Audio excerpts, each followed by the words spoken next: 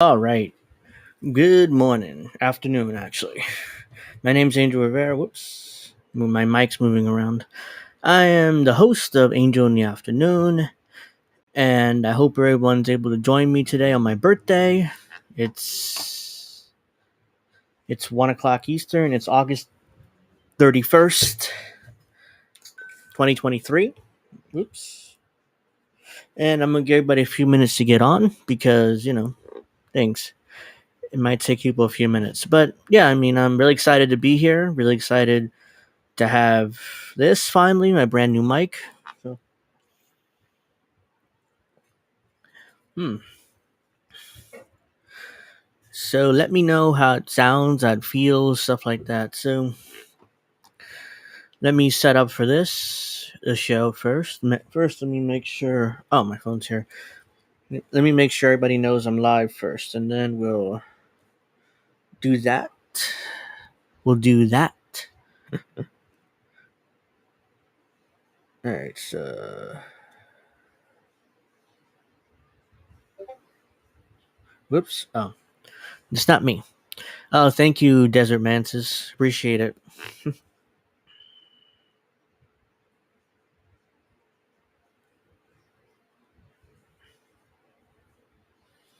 Appreciate it a lot.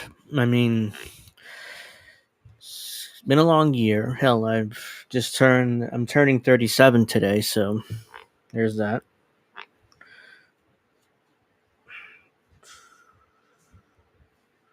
Turning 37 years old, and I still have to let people know that I'm live, and then we'll probably take a few minutes, and then we'll get started.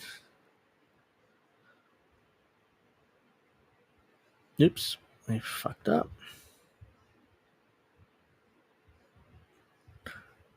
Mm.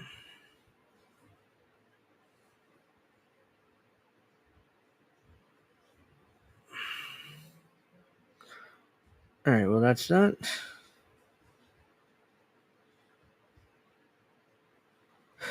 Oh, thank you.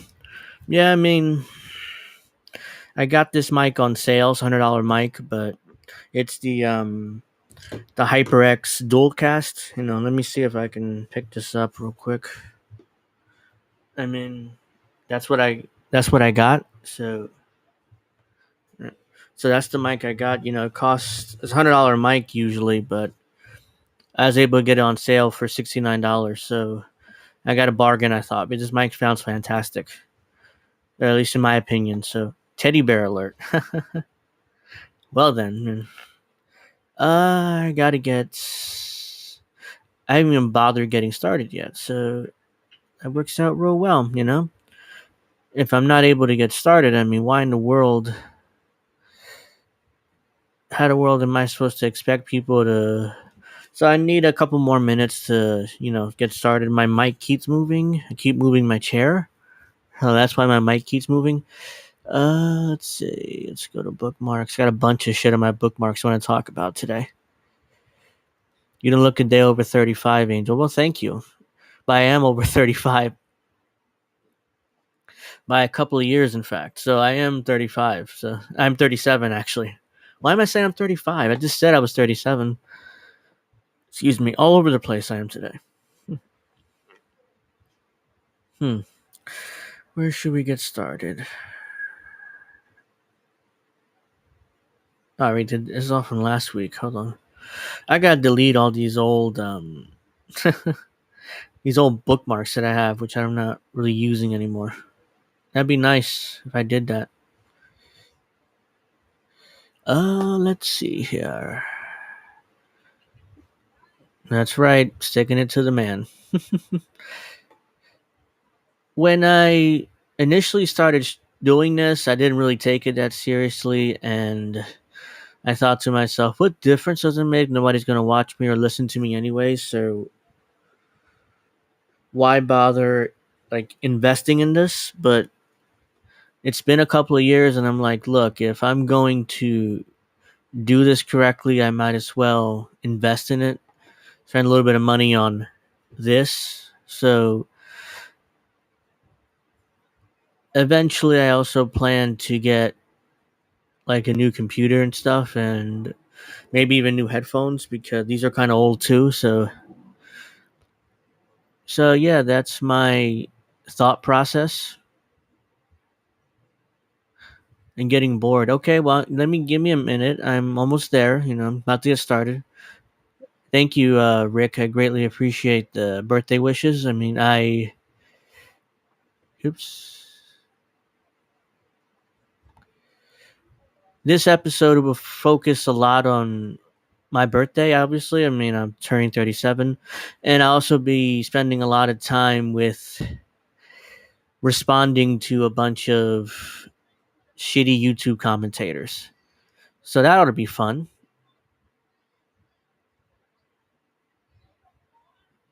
So we're about to get started in a minute here. So where's my phone at? Oh, here it is.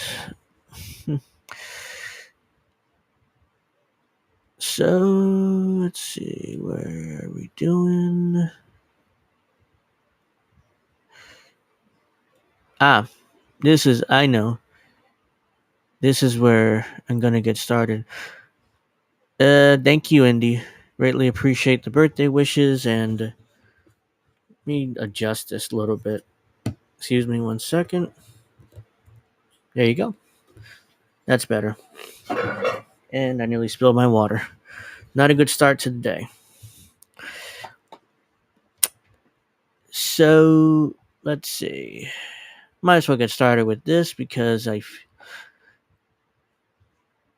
in fact, let me make this bigger. Whoops, because nobody can see it clearly. Is this big enough? No, it's not. Jeez, I mean, how big? All right. What an upgrade. Well, thank you. I mean, yeah, like I was saying before, I never took it seriously. I never, I was like, oh, fuck it. What difference does it make? No one's going to listen to me anyways. Whoops, sorry. Then all of a sudden, I realized I got some audience, and I was listening to my videos like, I sound terrible. Like I had either this or the other one where I had the thing here and the other headphones with like the microphone right here. It sounded terrible too. And I'm like, what the fuck, man? I mean, I sound awful. I don't want to promote this garbage because I sound terrible. So I'm like, you know what? I have some birthday money, a little extra money. Let me invest in a microphone, a proper one. And here we are today, I mean, I needed to do this if I'm going to take the next step in this career. And I made a dime off this, but doing this basically for fun, and sounding more professional. So that's why I decided to get this. Anyways, I'm gonna get started now because I'm been 8 minutes and I've said nothing, and I'm boring desert. So let's do this. All right. So this first video I want to play is from Kyle Kalinske, of course. And what's funny is this. I want to thank Dirtbag Leftist One Postuopolis for clipping this out because what happened yesterday, I was cooking dinner last night or yesterday afternoon, and and I happened to be playing this Kyle Kalinske video starts playing. It's like whatever, I'll listen to it.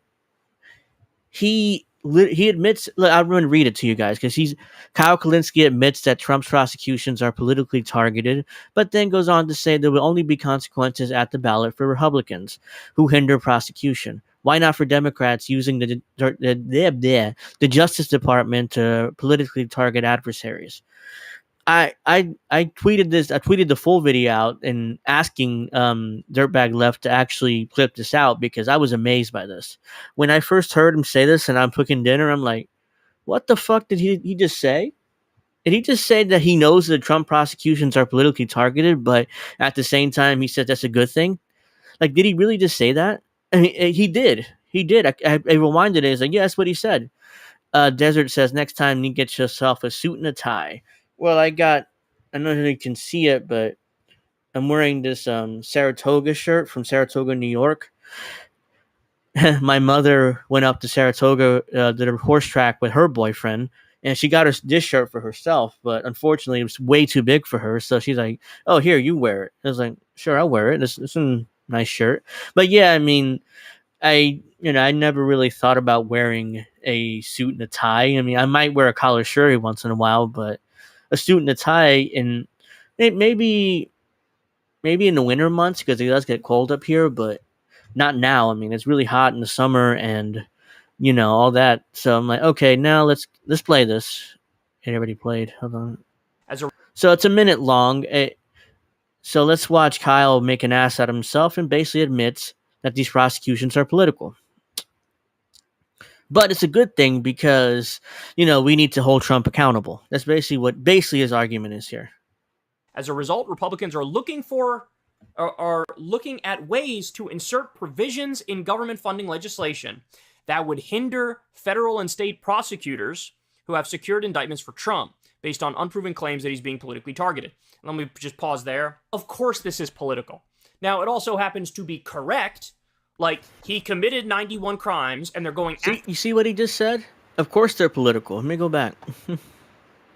Like, he committed 91 crimes. Of course this is political. Of course this is political. Of course it is. It's political. Let's try that. Let's hear that again. Being politically targeted. Let me just pause there. Of course this is political. Of course this is political. It's very important to understand that. He says it's political.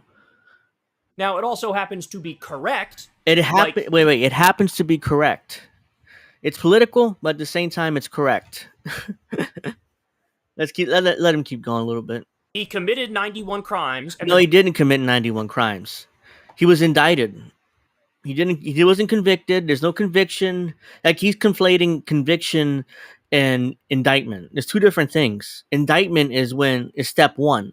Conviction is nearly the final step. The next step after that is the sentencing hearing, which is the last thing, but if he's found guilty, of course. But no, he did not commit 91 crimes. He's allegedly committed 91 crimes. Of course, Kyle is like way too lazy to understand the difference, and he's also a partisan hack. And they're going after him for 91 crimes. But if Trump didn't run for president again, there's a very high likelihood they just wouldn't have brought the charges. See, there goes again. He's right again. Get a load of what he says. Good. Again, there's a very high likelihood they 91 crimes. But if Trump didn't run for president again, hold. There's a very high likelihood they just wouldn't have brought the charges. Yes, exactly, Kyle. It's political. It's fucking political. Like, what's wrong with you? He acts like, like, oh no. Oh, thank you, Sean. Sean, greatly appreciate the happy birthday wish. Thank you for joining me here. They're political, and he's like, oh well, if Trump didn't run, then by definition he wasn't going to be a prosecutor. Of course not. He ran, and Trump is leading in the polls, and they're desperate. That's why these prosecutions are happening. But Kyle is acting like, oh no, there's no connection between the two. I mean, we're trying to hold him accountable. My ass. Because they feel like he's out of sight, out of mind, forget about it. We're not going to break the precedent of not going after former presidents. Yeah, so it is political, because they're like, well, now he gives us no choice but to go after him. But they should have gone after him no matter what. Oh, they should have gone after him no matter what. No matter what, guys, should have gone after him. Oh my God, look at that. That's he's like he's so smug and arrogant about it. Like, he should have gone after him no matter what. Based on what? You have nothing. So I think it both is political, but it's also correct. It's political and it's also correct. So see, Kyle Kulinski wants political prosecutions, as long as it hurts the Republicans, not the Democrats. Let's say if, I don't know, Trump or any future Republican president decides to go after Biden, then Kyle Kulinski will have a meltdown. And he'll talk about how terrible it is because it's political prosecutions. So, yep, he's just a hack. Just a hack. Let's finish this 15 seconds. Way it's like, all right, by all means, go ahead. I'm your Huckleberry. You want to go for it? You want to try to defund the prosecutors in a naked attempt to protect Trump? Let me know how that works out for you, because there would be consequences for that at the ballot box. Yeah. There's no doubt about it, man. All right, so that's that. But Kyle's worried about, or not worried, but he's like concern trolling for the Republicans. Like, oh, well, there's going to be political consequences for you to try to defund these prosecutors. Except, what about political consequences for the Democrats for obvious political prosecutions, as you just admitted to? No, he doesn't even consider that possibility. And he's like, no, it's the Republicans only want to be held accountable for this. So, yep. No. So, nope. According to Partisan Hack here, nope, there's no way it's going to happen. So, let's see. As a result, Republicans Oops, are sorry about that. Didn't mean to replay that.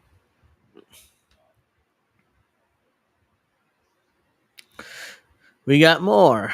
I wanted to play this too. We got more from our favorite YouTube commentator. Looks like an old dad. Look at him. Hold on a second. Oops. Oh, excuse me 1 second.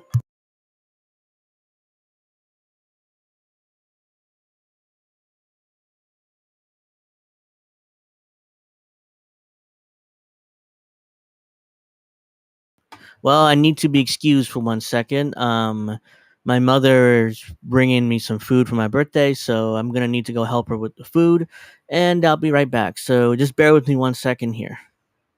Thank you. Right back.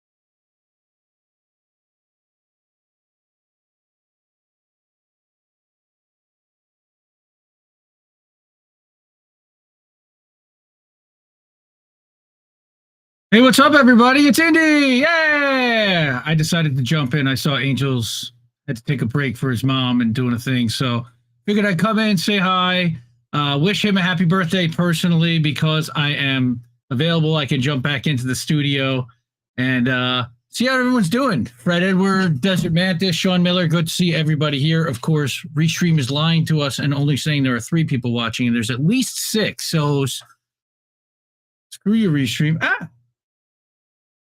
Hold on. Uh-oh. I'm pumping something through. Shit. How about that? Turn that off. All right. Now we got it. I turned it off. Cool. Okay. So Kyle Kulinski is a loser. Kyle Kulinski has frosted hair. Kyle Kulinski, I don't even know why we bother talking about him anymore. But anyway, that's what Angel likes to talk about. So we're going to be here talking about Kyle and what a clown show he is and how great Dirtbag Leftist is for cutting out all the stuff that exposes what a clown show he really is. Yes, he's a partisan hack for 100 different reasons, primarily because, and let me switch off of the screen temporarily. So our man is partisan and he's hacky. Why is Kyle Kulinski a partisan hack? Let's see. Let us count the ways. Well, let's see. He wanted to make Trump political, and that's what, he knows that it's political, yet he wants to prosecute anyway. And that's Angel's point. So that when it does come time and the Republicans, once they do get power, are going to want to prosecute Joe Biden, assuming Joe Biden is still alive at that time. Let's go, Brandon. So, yeah, if that's going to happen, and when that happens, is he going to have a problem with that, or is he going to be cool with them doing the investigation? Because I would be perfectly cool with them investigating Joe Biden for all of his crimes, including opening up his files at the University of Delaware when it comes to Tara Reade. I would also love to see them investigate what's happening with his Chinese partner and Tony Bobulinski. Yes, the all-knowing, ever-present Indy is here. Yes, folks. I have so many things. I don't really like to talk about content creators that really simp for Democrats anymore, because we don't. And to give them any attention, honestly, is a problem for me. I would rather actually amplify the independent content creators that are doing the work, that are reporting on actual corruption, that are holding both parties and all of the powerful and wealthy accountable equally. And this guy clearly does not. So let's see. This is the latest. I know that his wife Crystal just had something to say, and yet again was shitting on Cornel West. Not looking. Look, I'm a team none of the above, and I'll be very clear and frank and honest and open about the fact that I don't believe in any of the presidential candidates, and that upsets everybody just about. But I think that we are past the point of having anyone to put any hope in at this point. Unfortunately, I think we're way too far gone. The system is totally corrupted, and anyone that gets in that position is going to be corrupted and have to make some awful, awful decisions that are going to cause people to have to be displaced, to die, to whatever it is, because they're at the behest of corporate America, of the military-industrial complex, of the big pharma. I mean, this is what Convo talks about. Pasta's been talking about. Jimmy Dore has been talking about. Shout out to Jimmy Dore. What a great show. Got to see Jimmy Dore in New York City on Friday. That was a lot of fun. Also as well on Sunday. Took the wife.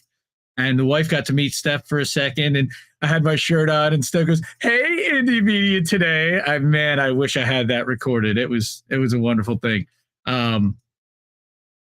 So what else is on Angel's docket for today? Angel's mom, I do hope that Angel's mom brought it up for the whole class. I love that new mic of Angel's. Oh, look at the cute teddy bear on the bed. Oh, dude, look at that. Love it. He's got the picture. I think that's the dog in the pool up there. He likes the puppy. That's his girlfriend's dog. So let's what do you guys want to talk about today? Let's see. We got boats smashing and other boats coming up tomorrow night. Tonight we've got Politically Homeless, and I'm actually making thumbnail. I got to make a streams for Rockfin and Rumble for Politically Homeless. Kreb and Chris will be back this week. I think they were back last Thursday as well. So that show is back doing its thing. Tomorrow, Tara, I think, is going to again take another week off. Thankfully, Reef is home now. Reef is okay. We'll be able to do INN News next week. If Misty is available for Bitch on Saturday night, we'll be doing Bitch with Comrade Misty. Tomorrow night, like I said, it'll be Boats. Sunday night, as you know, for those who watch How Do We Miss That, we're actually going to take the month of September off from How Do We Miss That. So I've been doing the show with Snow Himbo called Nobody Wants to Work Anymore. And we've been making fun of the job market, of HR stuff, of how difficult it is, actually. Hey, there he is. What's up, bro? Yeah, hey, Indy. Thank you for covering for me. I've been playing middle reliever here to be able to. Thank you for covering for me. I mean, it was like a long time. Like, shit, you know. My mother like, "Oh, take your time." It's like, I'm streaming. What do you want from me? No worries, brother. Happy birthday to our brother Angel. All right, thank you. I'm gonna hand the reins back to Angel. Everybody, check out all the INN shows. And by the way, there are super chats. If you want to super chat Angel, I'll throw him a couple bucks on his Cash App or whatever if you hook him up. So thanks everybody. Have a great one. All right, thank you, Indy. Thank you. So thank you to Indy for covering for me again. Greatly appreciate it. So I hope Angel's mom brought enough for the whole class. Actually, she brought me Chuck's wings. I'm not sure if you're guys from the Northeast, you might know what Chuck's is. I don't know if he's around the country or not.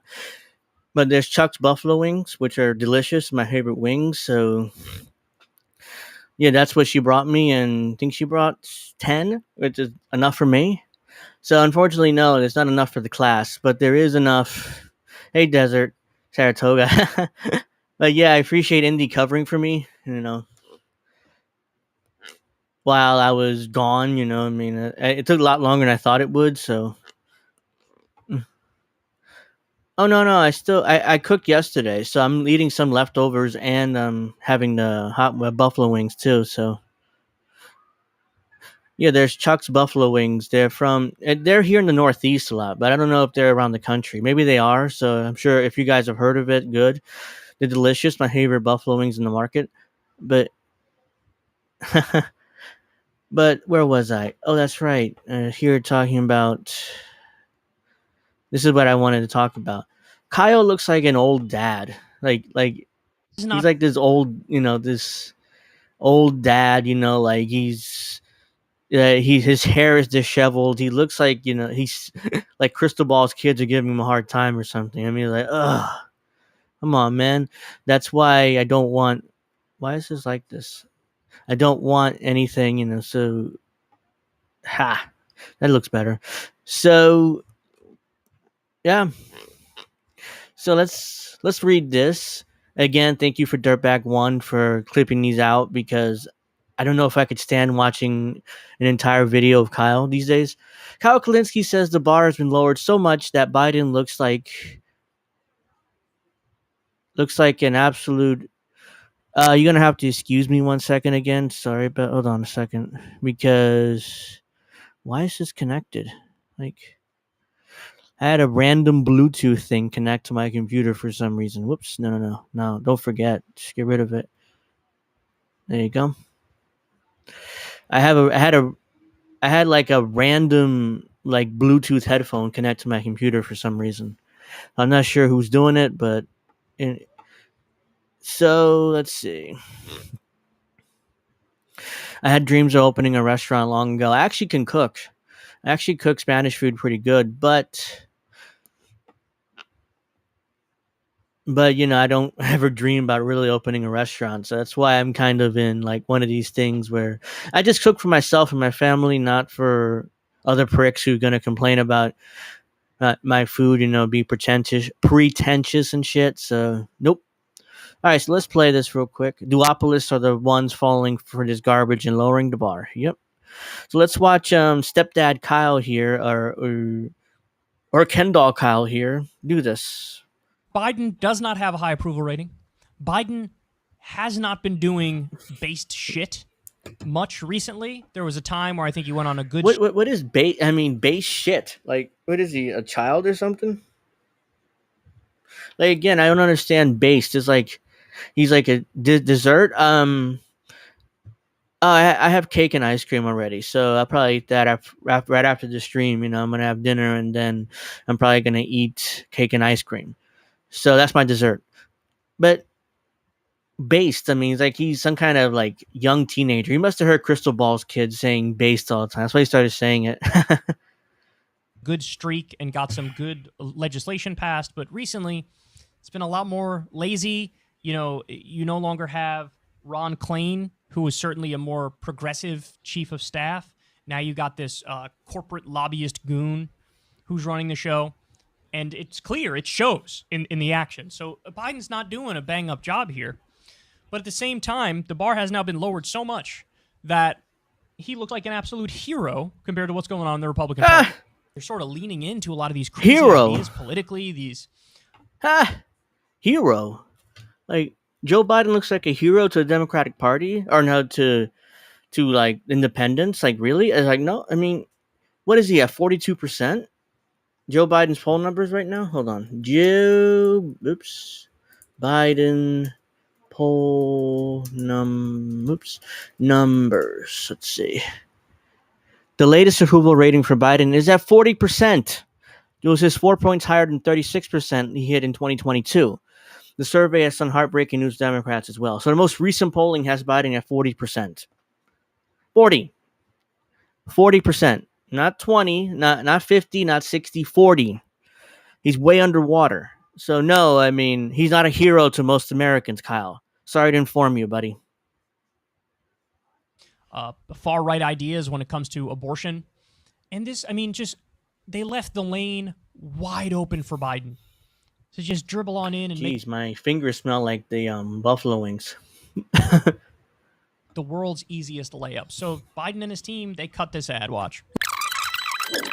The ad, which by the way sucks.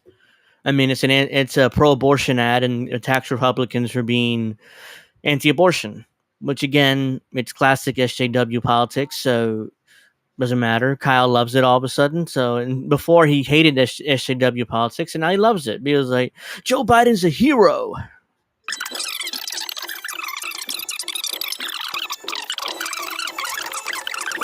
Look, it's a good ad. Yeah, it's a good ad. Ron Klain was a jackass. Which video? Wait, what? I saw a video. I might play it next, where Kyle Kulinski claims that Ron Klain was a progressive chief of staff. Was it?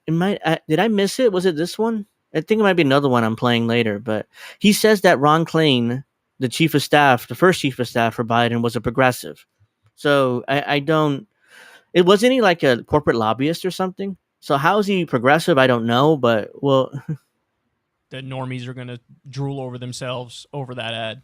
There's no doubt about it. Now, under Obama, they had a supermajority.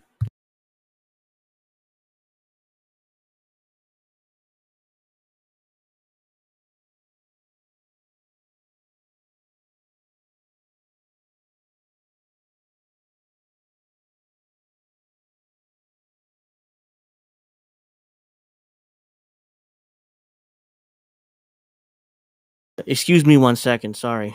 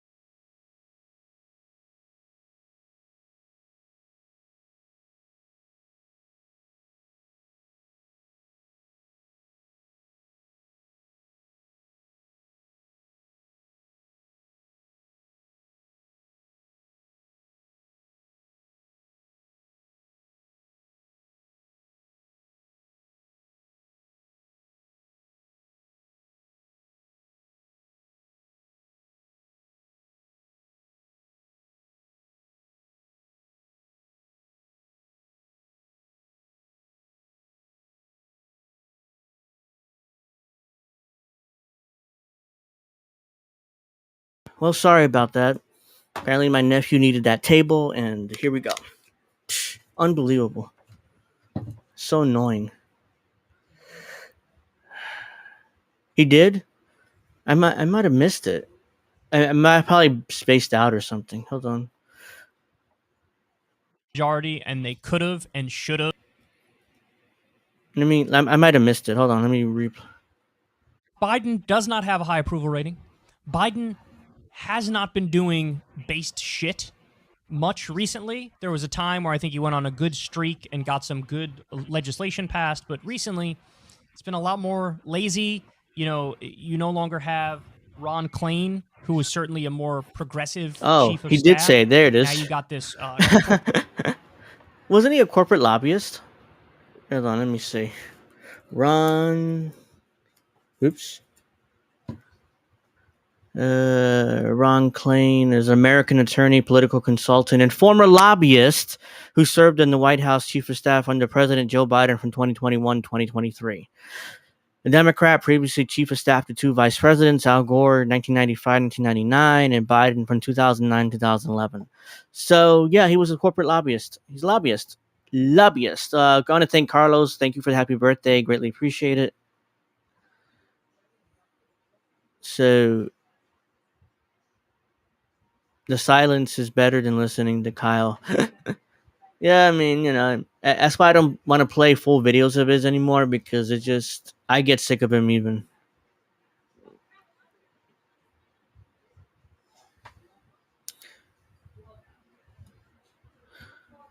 Oh, yeah, let's get to this dude.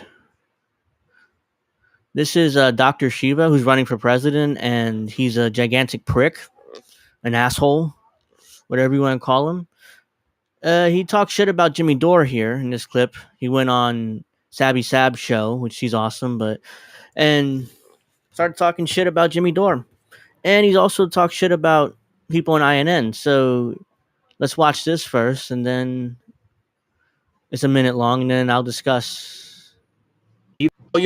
Jimmy Dore, like, have you been on Jimmy Dore's show? No, Jimmy Dore won't put me on because he thinks Robert Kennedy's the best thing since sliced bread, and Dore needs to be No, he slapped. doesn't. Jimmy Dore didn't say that at all. He's not like he's all of a sudden, RFK Jr. stan. He's not. Upside the fucking head. Huh? Why don't No, seriously. No, because when I exposed Kennedy, Jimmy Dore, this is what I'm saying. I am very uncompromising on this. Like, if I'm out here and all the work I've done, these people do not cover me. Either they're jealous or they know, wait a minute, this guy's truly independent. But What are you talking about? This dude is like, he's just ridiculous. He's running for president, but he's like, fucking Jimmy Dore was endorsing Kennedy. No, he wasn't. He never endorsed Kennedy. Kennedy's not a fighter. He supported lockdowns in the middle of 2020. Everyone should go look. Jimmy said he's supporting Cornel West. Well, let's see. He was speaking and maybe now he's shifting a little bit because people have been calling him out. But if he's gonna put Cornell on, he should put me on. But he knows a day. Talk to him.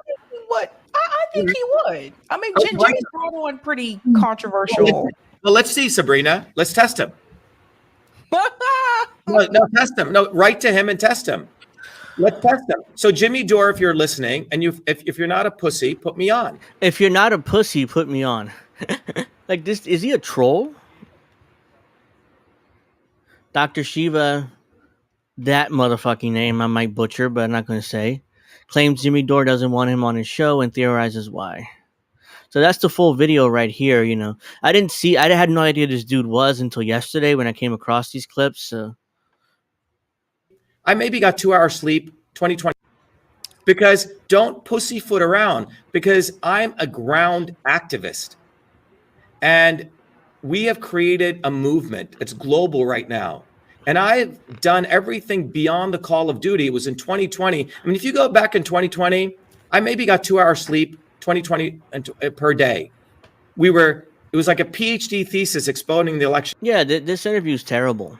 I mean, he's just a me kind of dude. And even though he's running for president, but he's just a me type of dude. And I can't stand that. Oops.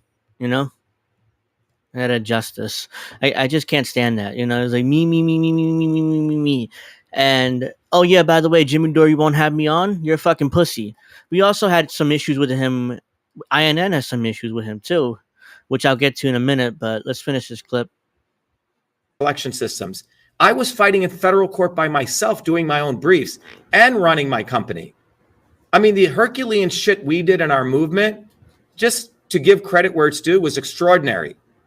I didn't see Dore one instant supporting us. I mean, we're the ones who exposed the entire censorship infrastructure to the world.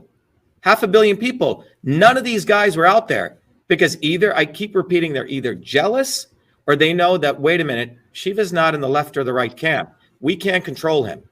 And that's a fundamental issue, Sabrina. They do not want independent movements.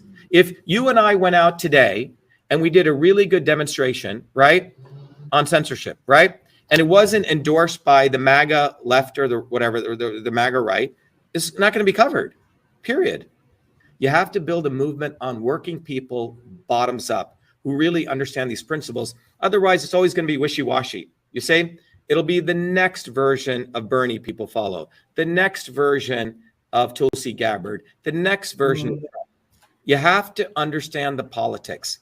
And that's why, when I created this base, I used to teach system science at MIT. And then I realized these systems principles are what the elites learn. And that's what they use to manipulate people for power, profit, control. But without these fundamental principles, people are always going to recur. La. I mean, I kind of lost track of what he was saying. I spaced out there, so it doesn't matter. He's an asshole. Let's see. Sean Miller says in the Tourette style swearing was weird. Yeah, it's like he's constantly, it doesn't make sense when he's like fuck and don't be a pussy, and it feels like kind of random, like I hate this table. Like he's he's trying to look for attention instead of actually have a platform. Carlos says, I was at Jimmy's NYC show last Friday and I shook Russell from Due Dissident's hand. Yeah, I that's good, but I was like, yeah, I wish I can go to these shows, but I can't because I'm usually busy at night. So especially during weekdays. Maybe if there's a weekend, if he's in the Northeast, I could probably, go to one of those shows. Damn, I wish I could have gone to that New York City show, especially. So, yeah, this dude's an absolute prick. I mean, we've had some issues with him too because Lucy and Crab from INN is supposed to interview him, but they couldn't. It was an emergency, some kind of issue, so they couldn't do it. So they tried to reschedule with him, and he was a prick. And then he attacks Lucy on Twitter. So he's just a gigantic asshole motherfucker. So I don't particularly care about him. So yeah, so fuck him. He's just a prick.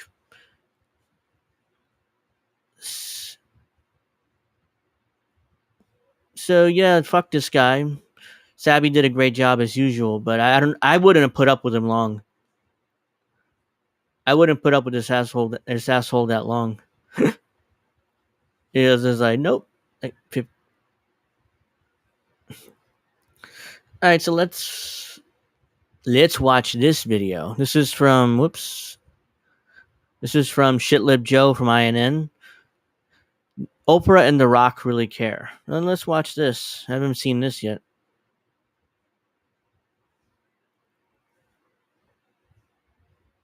The Rock. We were so concerned about what was happening in Maui that we were texting back and forth. And I read this article that Dolly Parton had given money in her community. And I said, I think this is the answer. You said, I think that's the answer. I said, I love it. And so we have created the People's Fund of Maui that will put money directly in the hands of the people who need it right now. So if you send a donation, just click where you see below and send a donation. That money is going to go to one of many residents who have been displaced in Maui. Really? Guaranteed. That's right. I know a lot of people out there, as Oprah and I have been finding, are just having a hard time trusting where the money goes. What organization should I send money to? How can I help? In this case, the fund that we created with a lot of hard work from a lot of hardworking people who all care about these people of Maui.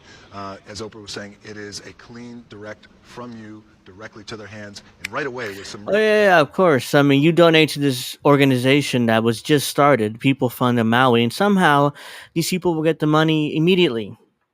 There's no overhead.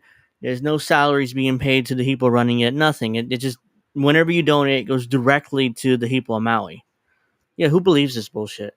Some real immediacy, because as we're finding, as you guys around the world know, with disasters like this, the number one need is money. Is money. Is money. In hand. And so people being able to have their own agency, being able to make decisions for themselves about what they need and what their family needs, that's our goal, is to get that to the people now. And so we appreciate any support that you can give. All the people who were calling me and texting me and messaging me and saying, what do I do? What do I do? This is what you do. Like, nobody... No. The People's Fund of Maui.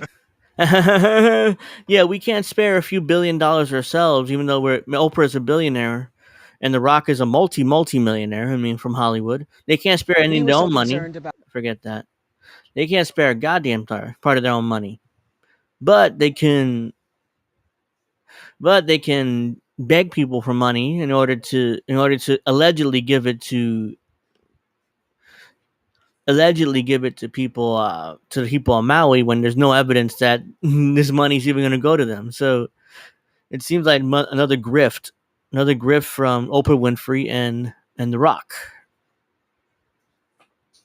So let's see. Why you see my face here? Whoops, did I mess up? Oh yes, I did mess up. Okay.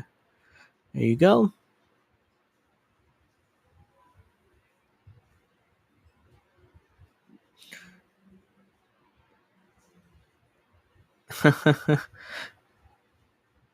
Damn, I wish I could have gone to that Jimmy Dore show in New York. Money's tight for me right now, so just sucks that I couldn't make it. But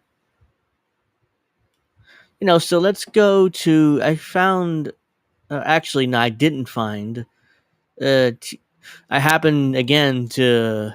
I have what's that I'm looking for? I have the autoplay on, so videos randomly play while I do chores and stuff like that. So I had this TYT video happened to be playing, and I found it very interesting because it's about the media and where the media is. You know, it's a media watchdog group allegedly, and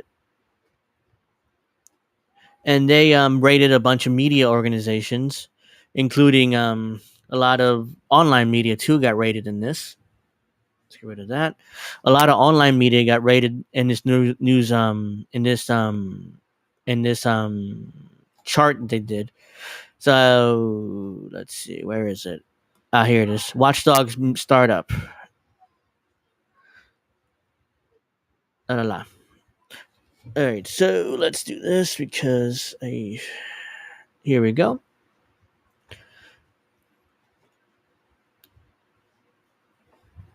Of course, you know, how dare I use an ad blocker? I don't want to. I don't want to see your fucking ads, but whatever. And I need to read this article, so that's why. So yep. So let's see here. So let's wait a minute. So this is the chart that TYT has an issue with. Hold on, let me see. Let me do that instead. How about that, Angel? And Desert says, "Why do Maui people need more money? I thought Biden gave him $700." Oh, there's another thing from the White House. I think it was yesterday. They did FEMA. The head of FEMA was talking and is like, "Oh no, we have no intention of giving giving the people of Maui any more money. This $700." But meanwhile, Biden is asking another $20 billion for Ukraine. Americans get $700 a pop, or these people in Maui, while Ukraine gets another $20 billion on top of whatever money they have already. Unbelievable. So this is the chart. Oops.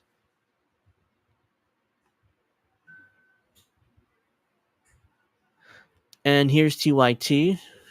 They're right there. It says opinion or wide variation in reliability. So in other words, and they're also to the left. Actually, I should probably read this article first so we can understand. Okay. Questions related to journalism bias, blah, blah, blah, blah.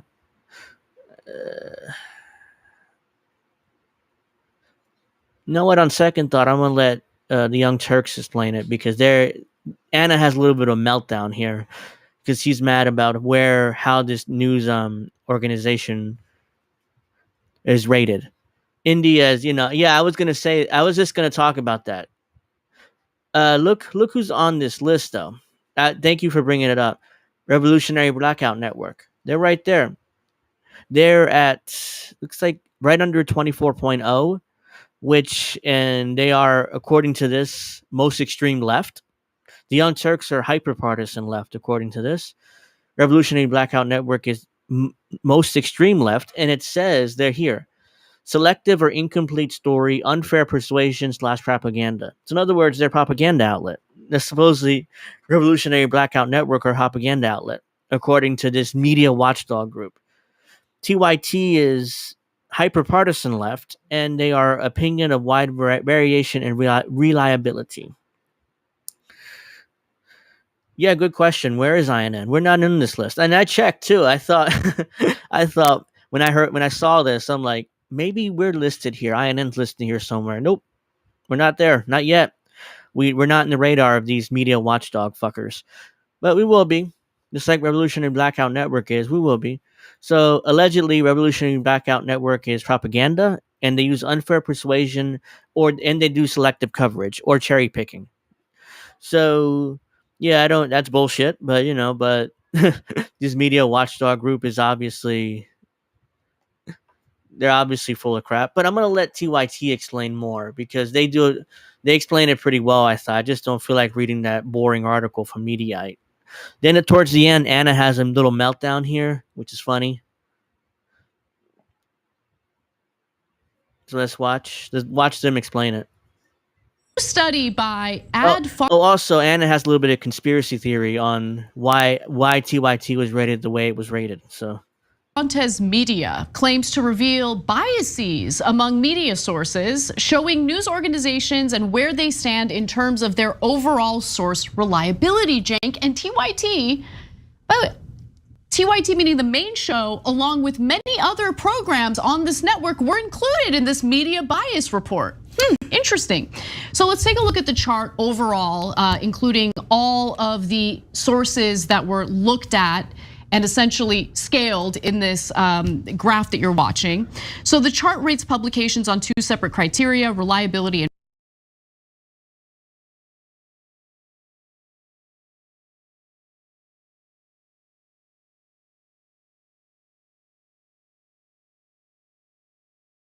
excuse me 1 second. I just got bit by some goddamn. Oh God, excuse me.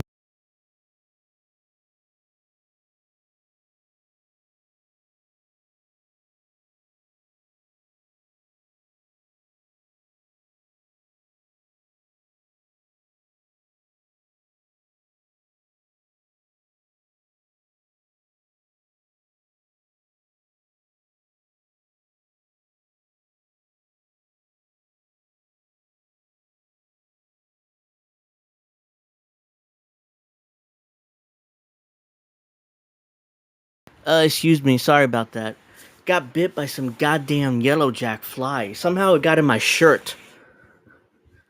Fuck, hurts like hell. God damn it. I swear to God, it was in my shirt apparently. I don't know how the hell it got in my shirt, but I'm not allergic to them, by the way, let's be clear, so I'm not gonna die right here on air, but somehow it got in my shirt and bit me. This fucking yellow jack fly, those yellow jack flies, you know, those, not flies, but oh God, hurts like hell. Shit. So yeah, I just got bitten by a yellow jack somehow. It got in my shirt. I don't know how the world that happened, but it did. So that really sucks. On my birthday too. Thank you very much. Fly's dead. You know, the yellow jack is dead. Thank you very much, Cynic Yeah, Cynic girl, appreciate it. Just got the hell bit out of me though by this yellow jack fly. Can't believe this shit. On my birthday too. Like it's been years since I got bitten by one, and here I am getting bitten by one. It's like, of course. Like, thank you very much, God, on my fucking birthday of all days. I can deal with the pain. I'll take some medication later. I should be fine. I'm not allergic to them anyways, but it does hurt. So thank you for the birthday wishes, everyone. Let's continue with this TYT clip while I writhe in pain here. A yellow jack, you know, one of those yellow jack flies.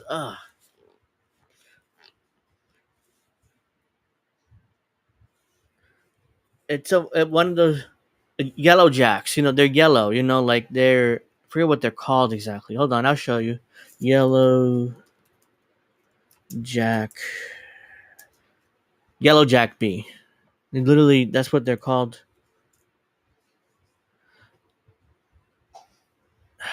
These fuckers. This fucker right here. That's what bit me just now. Yeah, these flies. Fucking bitch. Can't believe I got bit by one of those things. That's what bit me practically. Not that exact. I mean, it says European wasp, but it's not it, you know. What? Yellow jacket. That's what I meant to say. Yellow jack. I say yellow jack, but there's yellow jacket flies. So yeah, I just got bit. Yeah. Did I just close the video? I think. Yeah, that's what it is. A yellow jacket. I said yellow jack, but it's a yellow jacket. Sorry about that. Yeah. I know what I've seen it before. Hold on. I screwed up, so I just closed the wrong video. Let's continue with this eventually. There we go. It hurt like a son of a bitch. Trust me. I mean, I was like, well, what happened was I'm sitting here, we're looking at this, and then I felt something like come down here in my arm. So I did that. I started doing this, and apparently it bit me, and ended up here on the ground, kind of like, dying. So I was like, you mother, and I just started stomping on it until it's dead. Yeah, it hurts like hell right now. I'm in pretty decent amount of pain, but I can deal with it. I've been through worse. So thank you. They have these things called yellow flies. I'm highly allergic to those. Yeah. I luckily I'm not allergic to yellow jackets, so I should be fine. I'm not going to pass out here and die on air. But it does hurt. So I'm gonna be dealing with pain for the rest of the stream. But I don't know how the hell it got in my shirt and I didn't notice it. It's amazing. And it actually happened to me before when I was a kid, real quick. I was like 8 years old and it got in my shirt and bit me right in the stomach. So this is not the first time this happened to me. It's been 30 years last time this happened to me. So they hurt though. So let's get back to this video so I can forget about this pain. So and bias. On one axis, reliability is charted from 0 to 64, with anything over 40 being considered very reliable. Publications that land somewhere between 40 and 30 are still quite reliable, but include much more analysis or opinion. And then anything below 24 is characterized as selective or incomplete story. Who knows what else is under there? Well, I mean, it's just me. My grandfather used to make tobacco. Oh, well, that's like old school type of stuff for medication. My grandfather used to mix tobacco and mud together and put on a wasp sting. And as the mud dries, it draws the stuff out of your skin. Oh, that's interesting. So I never knew that. I mean, I'm sure my grandfather used to do something similar, but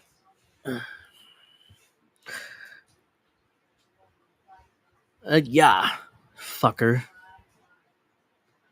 I'm pissed that I got bit by that thing. All right, so let's keep going now. Seriously. / unfair persuasion / propaganda. Now, let's take a look at the other axis. So the other axis plots how far away from 0 publications veer. No, I had it on me. When I went out to help my mother with my food, I had my shirts on me. Somehow it flew in my shirt, and I never felt it until right before it bit me. Like, it was like it's like right there it bit me. And it was like, what the, like, ow! And I'm not sure if people heard me, but I looked down and the goddamn yellow jacket is right there on the ground. It was like, what the fuck? Really? I got bit by one of those bastards? Checked my armpits for any secret nests. All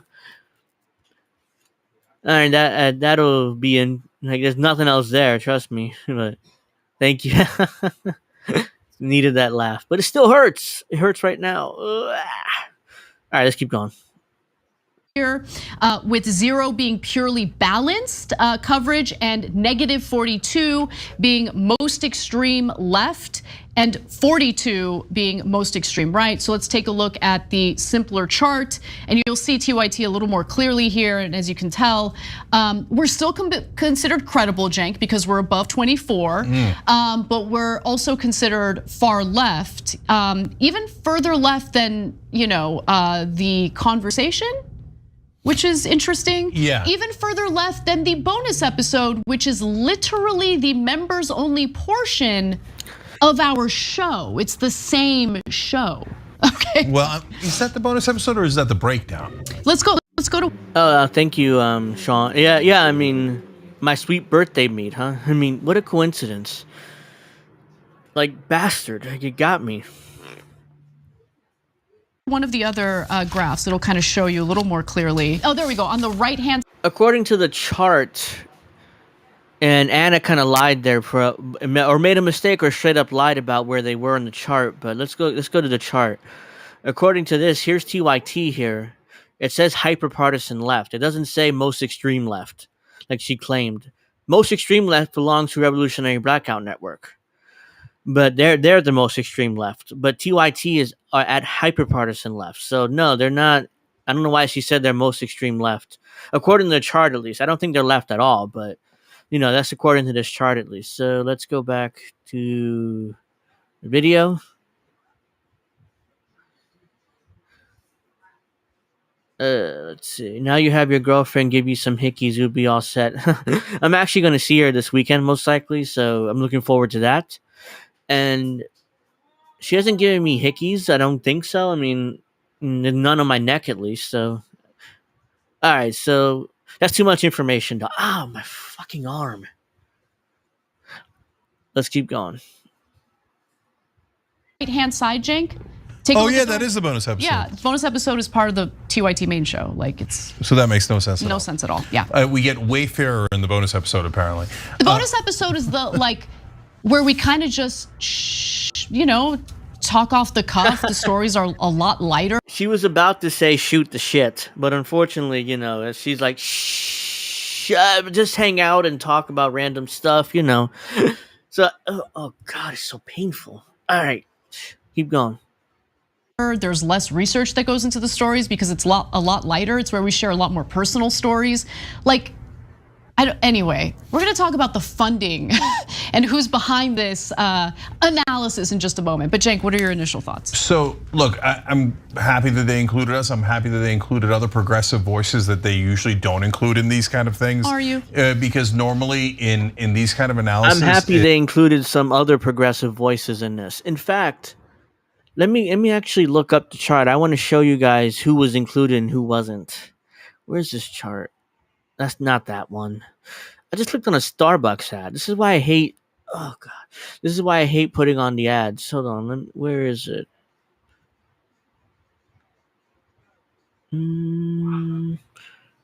Oh, in the bottom. Here we go. Here's the full chart. Okay. No, click on it. Take some Tylenol and put ice on that bite. Oh yeah, I will. Just that I'm in the middle of a stream right now and I don't want to keep leaving for minutes at a time. So here's the full chart. Look who's on this chart. Let's see. Let me show you guys. I was looking at this chart yesterday before the stream. Look who's on this chart. I'm not sure you guys can actually see it since it's so far away, but let's just do that. Actually, that's terrible too. Shit. Oh no, let's do this. Look at this. It says Crystal Kyle and Friends. I was looking to see whether. Oh God damn it! Why is it so painful? But it says Crystal Kyle and Friends. So let's see where their reliability is at. This shows in the chart, but according to this, they are hyperpartisan left. They're here, and they're at 30.08, which puts them here. Opinion or wide variation in reliability. So Crystal Kyle and Friends are.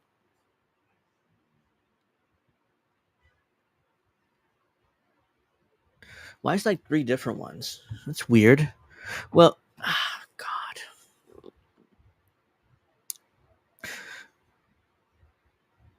Read it to us. Yeah, I did. It says because it doesn't look that good here. Yeah, it says they're hyperpartisan left and their opinion and wide variety and reliability. So that's your Crystal Kyle and Friends. I was looking for secular talk and see whether it was there. It wasn't. They didn't feature secular talk for some reason. So it's 204. Okay. Well, let's get rid of that for now. For some reason, RBN is unreliable, or they do selective coverage and unfair persuasion and propaganda, which is I'm sure they're not losing any sleep over that. But still, I was kind of surprised that they featured RBN in this study. It's corporate media, right-wing media, and they're like, does the internet exist? I don't know. Nobody's ever heard of it, right? But here they covered a bunch of people, including a bunch of online guys from the right. That's the right way to go. I don't know why they picked those 4 things from the TYT network. Indisputable's one of the largest growing shows on the planet. But they pretty much have Indisputable. The Rashad Ritchie dude, who was the former head of the Georgia Democratic Party, that dude. I mean, that dude sucks. He's terrible. This show's terrible. No, it's actually, and I think it may be. I got bit here in the bottom part of my arm. I don't feel it there, but I do feel a lump coming in. But But yeah, I mean, I don't think it's there, but I would still feel it, or unless it's inside of my skin, and I don't know. Most of our programming, including older shows, included. So that includes the bonus episode. It's all right. Yeah, I mean, I don't feel it in my arm, doesn't? So I'm starting to feel a bump coming on, of course, but. Indisputable, Power Hour with Nina Turner, Staying Home with Josh Fox, which hasn't aired on TYT Network for years. Interesting. The Conversation, The Damage Report, The Twitchuation Room, The Young Turks, and Old School. Okay, well, God bless on that stuff. I'm amused that apparently Young Turks is fairer than Damage Report. Okay, but Conversation is way fairer than Young Turks. Okay, I think you should check out all of those and make up your own mind. But now to the main event. Guys, this chart is from the point of view of corporate media. So they have the CNNs and not Newsmax, but News Nation and all the outlets that are the most corporate as like the pinnacle, the objective, non-biased position is that the status quo is great. The establishment is great. Corporations are fantastic. Politicians are awesome. I don't think that's objective at all. I think that's massively biased. Well, why don't so the whole chart doesn't make any sense. Yeah. Why don't we take a look? I think it's important to take a look at who funded this analysis, right? Because they raised $4.2 million in order to conduct this. This is where Anna comes up with a little conspiracy theory on why the study said they were hyper-partisan left and have opinion or wide variation in reliability. So this is their little conspiracy theory here.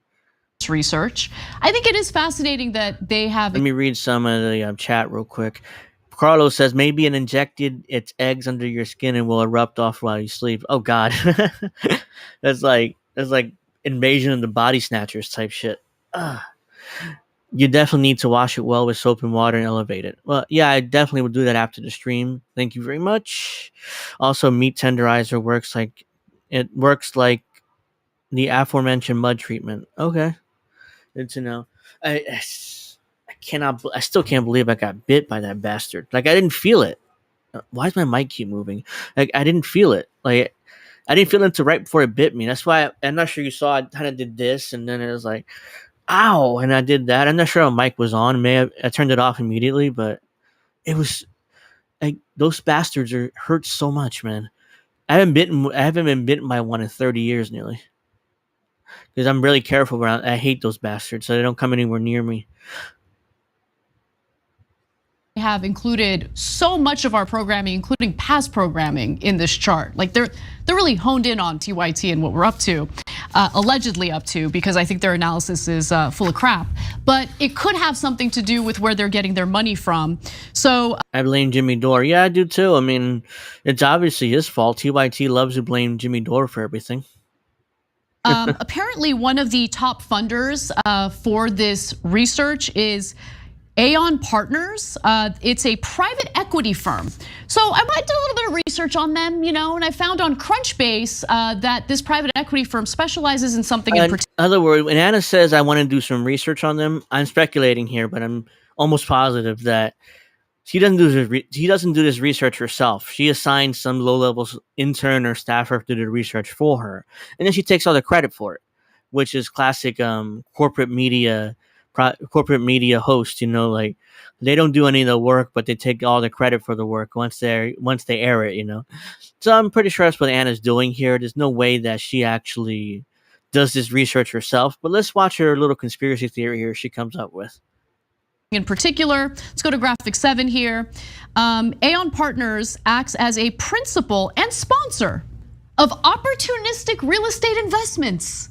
I would venture to say that maybe, just maybe, my coverage of private equity firms and the impact on the real estate industry and residential housing didn't sit so well with the funders of this media analysis. I could be wrong, but it's something to consider. Yeah. So yeah, I think you're wrong, Anna. I think you're wrong. Like really, I mean, this random real estate company who happened to fund most of the study somehow knows about TYT. Like knows about, not only knows about TYT, which they do because they will also be featured in this study, but they also somehow know about Anna's obscure coverage about real estate agencies and how terrible they've been to tenants and stuff. I don't buy that, like, really. So they instead of they're going after, like, oh well, this study's obviously coming after TYT. They're not going after all left wing media. It's just us. We're the ones that are doing hard hitting reporting on how terrible the real estate agencies are being to tenants and to homeowners and stuff. That's why they wanted to attack TYT, even though they have hundreds of news organizations in that study, and there's nothing, and all these news organizations are uncovering how terrible real estate agencies are. So yeah, her stories, I've seen some of her videos on that. They're really obscure. They don't get that many views. They get like 20,000 views, 15,000 views. And for TYT, that's like minuscule. So yeah, it's just a ridiculous conspiracy theory from Anna. So let me fast forward now to her meltdown. Because she has a little meltdown here. She gets angry about this study again. So let's think it's here. So they have them at the peak, at the pinnacle. Even the Fox News, they have way above us in credibility. That's a joke. I mean, think about this, Cenk. Fox News that just paid the largest defamation settlement in American history. Okay, Come on, they should Sorry. I forgot what triggered her meltdown. Hold on. Sorry. What triggered her meltdown was the fact that Fox is considered much more credible than TYT. This is what triggers her meltdown. This makes her very angry. That the Young Turks, which she's the executive producer of, somehow is considered less credible than Fox. That makes her very angry. That makes her very, very, very angry. Thank you for the advice, and no, my fingertips are fine. Yeah, they're still pretty pink. There's still blood flow through them for now. But yeah, this is what triggers Anna. It's that Fox News is considered more credible than the Young Turks, which honestly, right now, Fox News is more credible than the Young Turks. Doesn't mean they're not Republican propaganda, but as a news organization, they are much credible right now than Fox is. I mean, than TYT is. So let's watch Anna's meltdown here because it's pretty funny. Come on, guys. And look, the timing of this. Look, usually I don't get all worked up about these ridiculous analyses. Who cares, right? But it got me worked up because of the timing, especially, right? Ask yourselves this: how many news organizations, left, right, center, doesn't matter, how many of them have hosts that are willing to sit here or sit at their desks and correct past mistakes in their reporting? I did a You don't do it. Anna doesn't correct her mistakes. Like, when has she ever corrected any of her horrible reporting over the years? I've never seen it. Actually, she does. Let me let her play a few more seconds and then I'll respond. 3-minute long correction on our reporting on Rebecca Jones. I did a correction. I don't know about the Rebecca Jones thing. I have no idea who she is. So maybe you guys know, you could tell me, but I have no clue about Rebecca Jones. Things I got wrong in the Kyle Rittenhouse story. Oh, that's interesting. The Kyle Rittenhouse story. Let me open that up real quick or discuss that. I did see that correction. And it was so ridiculous because TYT didn't, like, in the title of the video, it doesn't talk about correcting the record on Kyle Rittenhouse, something like that. It doesn't come across as a correction video.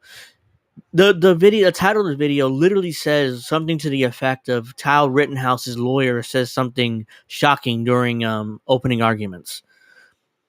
It doesn't talk about a correction, doesn't talk nothing. It's just Anna, and then at 5 minutes into the video, Anna does a correction.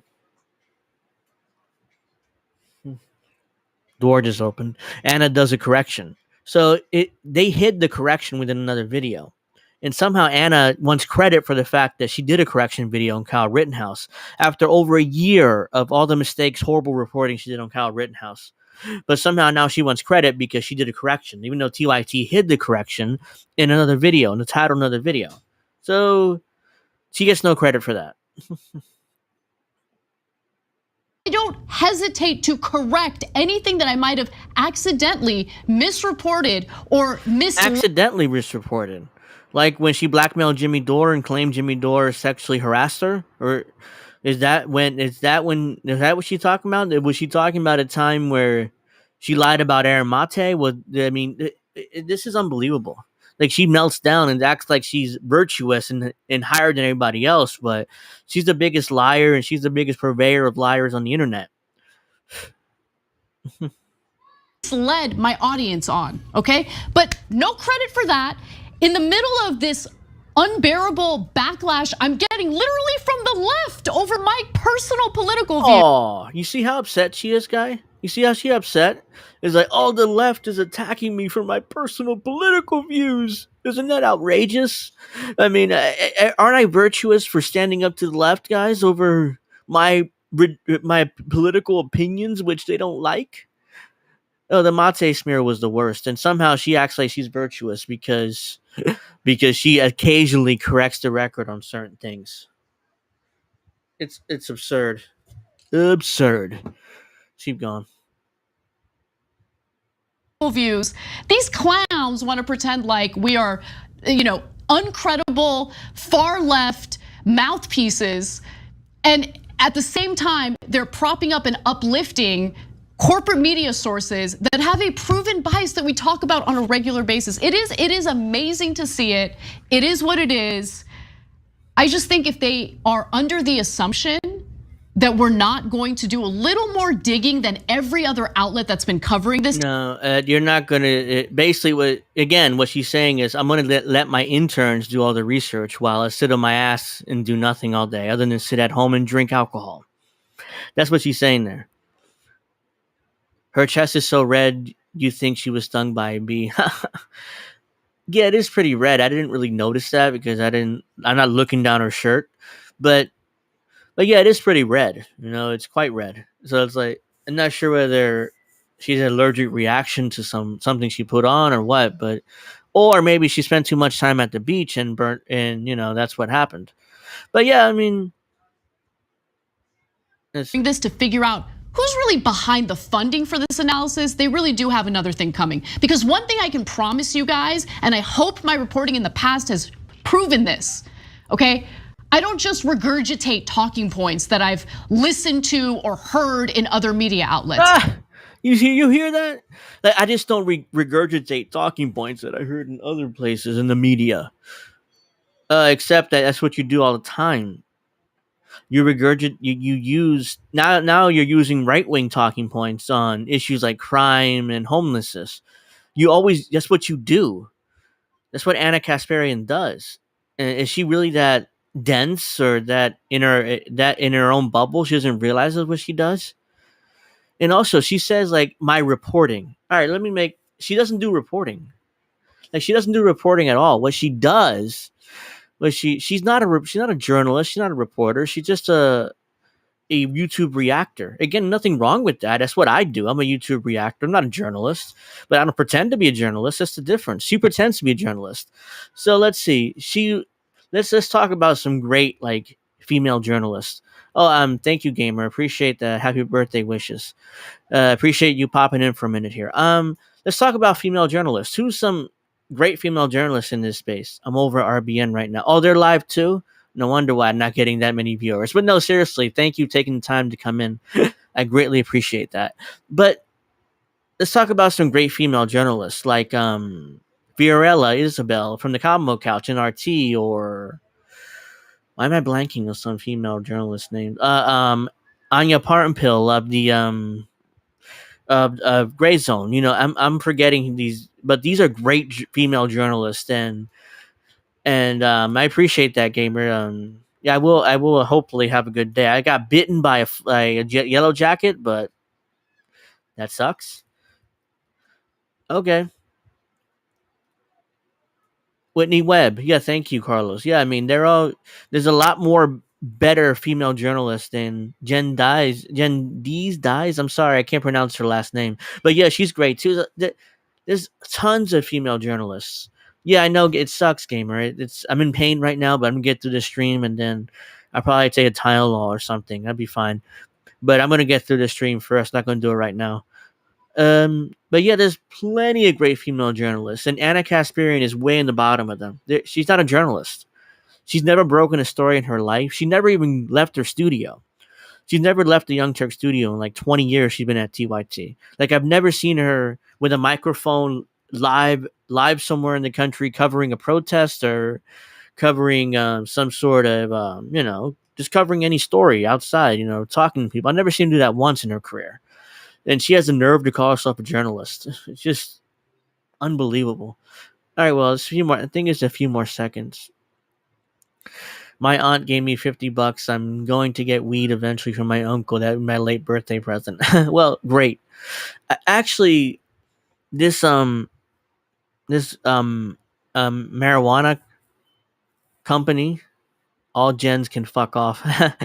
This CBD company here in New Jersey gave me $50 for my birthday to buy whatever I want. So they both suck. They gave me $50 to buy whatever like things I want for marijuana, which is nice. It's like, oh great. So I ordered some stuff, so it should be in a couple weeks. But I'm really excited about that. Jen Perlman is a neoliberal clown. Jen Perlman. Why am I forgetting who that is? I got it. Just so much pain. What the fuck?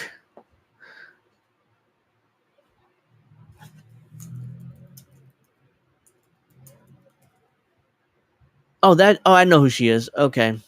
She's the one that went on Willie Bragg's show recently, which I was watching. I was like, really? Like Willie Bragg had her on? I mean, it's like, come on, man. I mean, you could do better than that. She hates Jimmy. I can't stand Jennifer Perlman. No. Yeah, I mean, I only know about her. I forgot she even existed. The only reason why I know her is because she ran against Debbie Wasserman Schultz, I think, once, and she had some other incident with somebody else where she kicked her off her show or something, and she was crying or something like that. So, hello, Mastermind. How are you? And she was very angry. She was very upset about something. So, yeah, that's the last time I heard from her. I forgot about her until Willie Bragg had her on his show. So, yeah, I was like, oh, wow, Jen Perlman. Forgot about her. She forgot she even existed.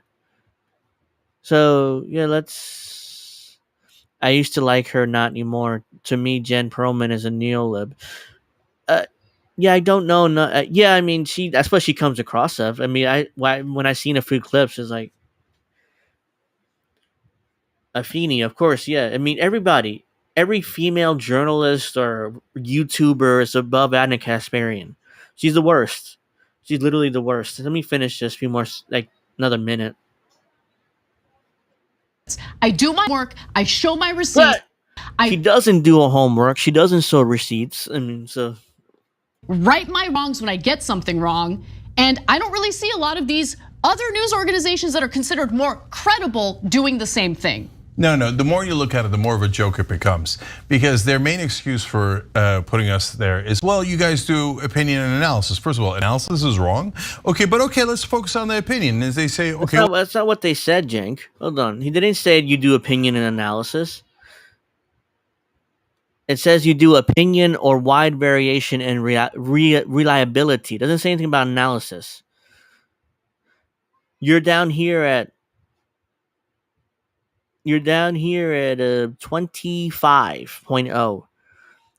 Over anything over 30, 32 is analysis.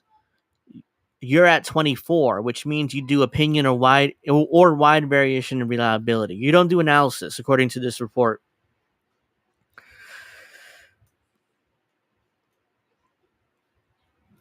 Oh, that's what it was. You're right, Indy. Thank you. I didn't know what you were talking about. And then yes, right. It was Afeni and CJ. She kicked both of them out and then started crying about how they were attacking her because she wasn't pro reparations. Now you're right. I remember what you're talking about. Yeah, that's what it was. That's right. I did remember. That's the last time I even heard the name Jen Perlman. That was like, what, 2 or 3 years ago? Something like that. Okay, well, on top of giving the facts, you give opinion. If I'm, putting words in their mouth because they say that opinion is relevant, right? Then I looked and I'm like, wait a minute. Again, Fox News, way more credible according to this analysis. Come on. They are so butthurt that they consider Fox News more reliable, way more reliable than TYT. Cenk and Anna are so butthurt about that. It's like, oh, how Fox News can't be more reliable than us. Oh yeah, okay. Reef has it on his hard drive. I do remember that was the last time I heard the name Jen Perlman. That was like 2 or 3 years ago. Those people. Yeah, that's what I remember now. Yeah, I remember exactly what it was. Because I had like a faint memory of it. I was like, she kicked off some people off her show and then started crying about it. Something that they said to her. I don't know what it was, but that's exactly what it was. Why do these morons care about what some corporate poll says? Because Fox News is rated above them. Fox News is more reliable than the Young Turks, according to that analysis, which is why they're very bitter and very angry about that, and they attacked the poll or the media analysis, whatever. The Daily Wire, way more credible, but they do opinion. The Daily Wire is more credible than TYT. That's what they're angry about, right? Certain right-wing media outlets are more credible than them. I don't know about the Daily Wire. I don't watch what's that Ben Shapiro stuff, but I do watch TYT, and they're nowhere near reliable. What annoys me is, according to this chart, again, if you go back, TYT is more reliable than RBN. Look, right, see, this is RBN, this is TYT. That's ridiculous. That's absurd, but but TYT is mad about that. Fox News and Daily Wire is considered more credible than them. You can't argue that they don't do opinion. The Daily Wire is far less factual than us and more opinionated. Yeah, you guys. They're far more factual. The Daily Wire they're far more factual than Daily Wire, and they do more opinion than the Young Turks. I mean, they're definitely in their own bubble. And it's like, dude, you do opinion and you also get plenty of shit wrong all the time. You're not factual. According to be fair, I think this poll, like, kind of put the Young Turks in there in a correct. It's correct when it says opinion, a wide variation in reliability. I mean, that's where they're at, and they're also hyper-partisan left, which they are too. And actually, not anymore. They used to be, but I think they're more like center left, maybe, especially when it comes to homelessness and crime. I mean, they've really gone to the right on those two things, on those two issues. And never challenges the right wing. It doesn't make any sense. And then they have Reason magazine is nearly perfect. Now, Reason's an interesting magazine. It's libertarian, but it has some interesting articles. I'm not hating on Reason, but it's all opinion. What the? Oh, it's opinions you like. Exactly. Okay, I got it. Okay. Yeah, take your private equity money and shove it. Okay, that's it. Thanks for watching the Young. Yeah, very bitter, very, very bitter. The Young Turks are about that. Fox News is considered more credible than them, and on top of, and that the Daily Wire is considered more credible than them. Very bitter, very angry. Even though this poll is ridiculous, because it does place RBN under the selective or incomplete story, unfair persuasion, or propaganda part of the poll, which is ridiculous. I mean, in fact, RBN are the groups that are the organization who point out propaganda in the corporate media, but somehow they're the propaganda outlet. Yeah, sure, buddy. Excuse me. So let me read some in the chat. Carlos says Angel got stung by a bee on air and keeps really bragging about it. That's pretty good. All right. TYT middle-aged moderates. Yeah, that's a good way of putting it. So it's 2:30. Okay, I have a little more time. Oh, let's play this real quick. Yesterday, I'm done with the Young Turks for now. Yesterday, we had our Mitch McConnell. As you guys know, I'm sure I covered this before. A few days ago, He had or 2 weeks ago around there, he had a stroke on air, right in the middle, right in front of the country. I mean, he literally just did this for like a minute or two.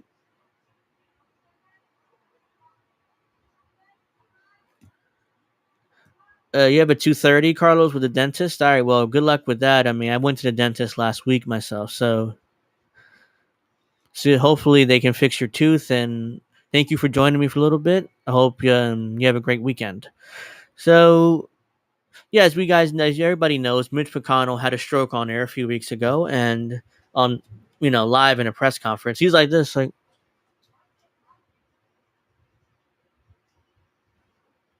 For nearly a minute before somebody actually, came in and stopped him.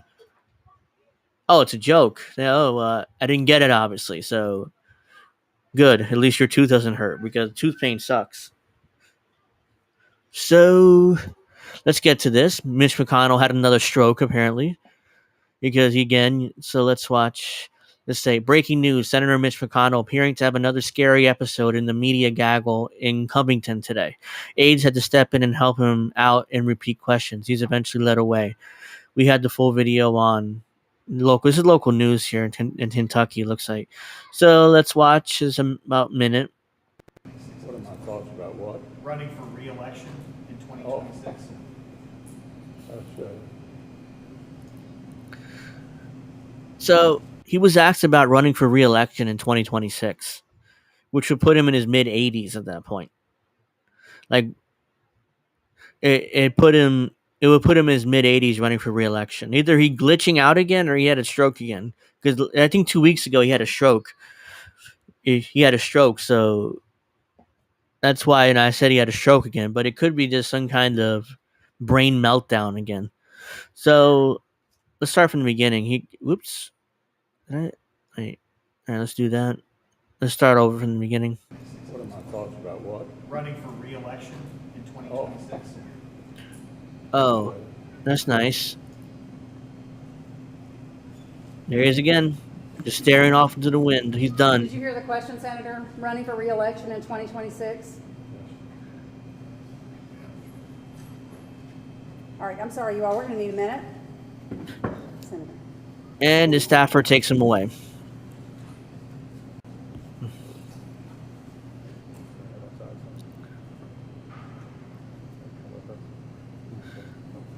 This is just sad. I mean, if it wasn't Mitch McConnell, I feel terrible for him. But because it's Mitch McConnell, I really, this is just ridiculous, that he continues to stay in power, even though clearly he can't do this anymore. Okay. Somebody else have a question? Please speak up. Please speak up, because he can't hear you, because he's having another brain meltdown again. Unbelievable. Like, when do their family members say, look, enough's enough? You need to either not run for re-election again or resign or retire, because you can't do this anymore. You can't do this to yourself anymore. This is too much for his family. This is too much. It's way too much. It's just embarrassing. You're embarrassing yourself. You're embarrassing all of us. It's just too much. Let me see. All right, so this continues here. Okay. This is what they claim. So this is I didn't see this. Statement from Senator Mitch McConnell's team. Leader McConnell felt momentarily lightheaded and paused during his press conference today. Lightheaded? That wasn't lightheaded. That was him just melting down on air in front of everybody again. Either he had a stroke or some kind of... Okay, this is the other video. I didn't see this one. Daniel Cameron, you have a comment? So he couldn't... Senator Daniel Cameron. So he couldn't hear the question, and his staffer there is like basically yelling in his ear because for him to hear it. Senator Daniel Cameron, you have a comment on Daniel Cameron?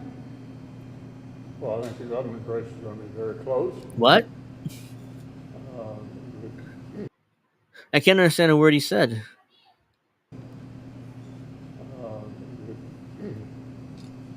Far and away the best candidate we could have nominated. I still can't understand them. Stage has become increasingly Republican, back to government. That's what he sounds like he's saying. So I'm optimistic. I can't understand a word he's saying. He's like, it's like, and it's low too. You can barely hear him too. On top of that, That Daniel will be our next governor. Okay, I think we can do one more. Senator, what is your reaction on Trump's latest indictment? Would you support him as a nominee? It's a question about Trump.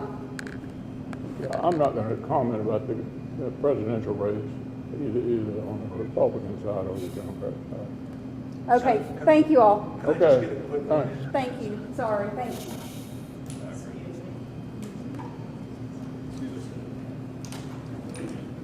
and look how he walks too. It's like he has like that old man walk, that he's about to fall over. That's why his staffers are right next to him, make sure he doesn't fall. Joe Biden has that walk too. All right, that's that. That was just pathetic. It's one of the most pathetic things I've ever seen. He's talking about, I don't know who he's talking about, but he's like, I couldn't understand. I couldn't even hear him. And when I did hear, I didn't understand the word he said. So it's like Dianne Feinstein. She's literally being handled too. Like, she has staffers like directly telling her how to vote. If you remember that incident, she's like 90 something years old and she can barely function, but somehow her staffers are telling her how to vote. It's like, all right, wait. You're supposed to be the senator, Dianne Feinstein. Your staffer's telling you how to vote, and nobody sees a problem with this. Nobody in Washington's like, yeah, she needs to resign or retire immediately. I mean, get her the fuck out of there. I mean, she's like she's about to die any day now. And I get it. Look, she's 90 something. I get it. She's, close to death, but come on. I mean, she's clearly not all there. And neither is Mitch McConnell. And neither is Joe Biden. Neither is Nancy Pelosi's all there, unfortunately. She's in her 80s and she sounds like she's drunk half the time. So Nancy Pelosi, another one that shouldn't be there. Let's see. And Nancy Pelosi is she's drinking too much vodka or Long Island iced tea every day. I'm waiting for a death on the Senate floor. Yeah, I wouldn't be surprised someone just keeled over and died. One of these senators. Cynic says, being told how to fucking vote, signed away her power of attorney to her daughter, who nobody voted for. Yeah, how in the world is Dianne Feinstein still allowed in the Senate is beyond me at this point. It's like, she just signed power of attorney over to her daughter. She's not mentally competent to be a U.S. senator. Why is she still in the Senate? Why she hasn't retired or resigned or forced out somehow? Have the rest of the Senate just, force her out. There's a way to, if she refuses to retire, there's a way to, unseat a senator.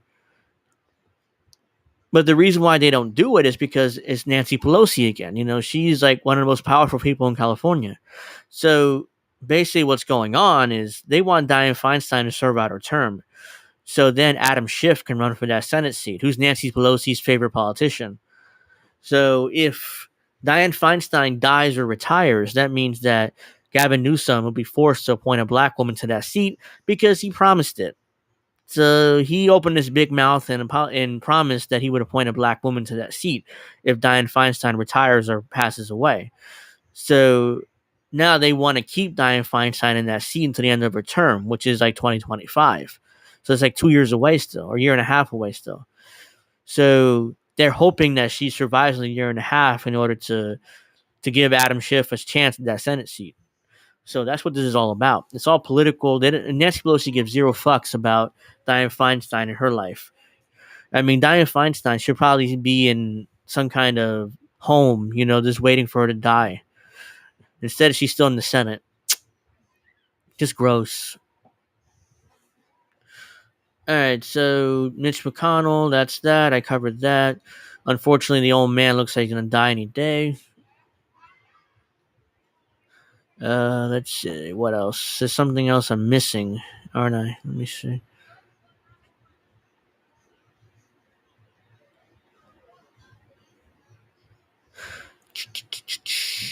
Oops.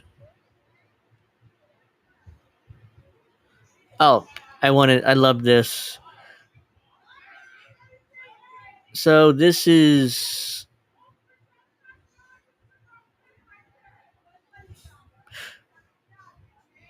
Biden's so old he makes a mummy looks like a fitness trader. Fitness trainer. Yeah, I mean he is that ancient. He is like he's running for re-election in 2024. Like, why? You already were president, dude. Just go away, go quietly into that night. Just retire. You had your one term. Just move on. Why are you insisting on a second term? I mean, come on. And anyway, in my opinion, I don't think Joe Biden is going to be a nominee. I think they're going to push him out slowly. They're gonna, the media is already starting to report on this Hunter Biden scandal, and they didn't before, so they're starting to report on it, and there's some whispers already that he's going to be removed from the ticket, and so is Kamala Harris. I mean, they know if they renominate Biden Harris, they're going to get crushed by Donald Trump. They know that. That's why all these prosecutions are happening and all these charges are being filed in a desperate attempt to stop Trump from being on the ballot or running for president. But yeah, eventually, I think towards the end, not now, not in the next 6 months, but towards the convention in August, there's going to be a removal of Joe Biden from the ticket, and they're probably going to nominate Gavin Newsom, which is Nancy Pelosi's nephew, I believe. So they're going to nominate Gavin Newsom, the sleeky like politician that he is, to be the Democratic nominee in 2024, and then he'll go up against Trump. And and he'll probably lose to Trump anyways, but, at least the Democrats have a better chance of winning in 2024 if they nominate Gavin Newsom. That fucking door. Vote Cornel West. I'm definitely voting for Cornel West if he's on the ballot next year. Because there's no way I'm voting for Trump or Biden or Gavin Newsom or whoever the hell Democrats nominate. So, yeah, fuck them. Fuck the two parties. So now let's get to this. I saw this yesterday on Twitter. I thought this was hilarious. American monopolists freely shutting down factory and ruining lives of working people. In Russia, Putin doesn't let such greedy characters get away with it. Watch how billionaires shiver in his presence. I've seen this before, but I've never really covered it. So, all right. So it's like in a documentary of some kind that aired a number of years ago. Gavin Newsom promises a new tent and a piece of sidewalk fall.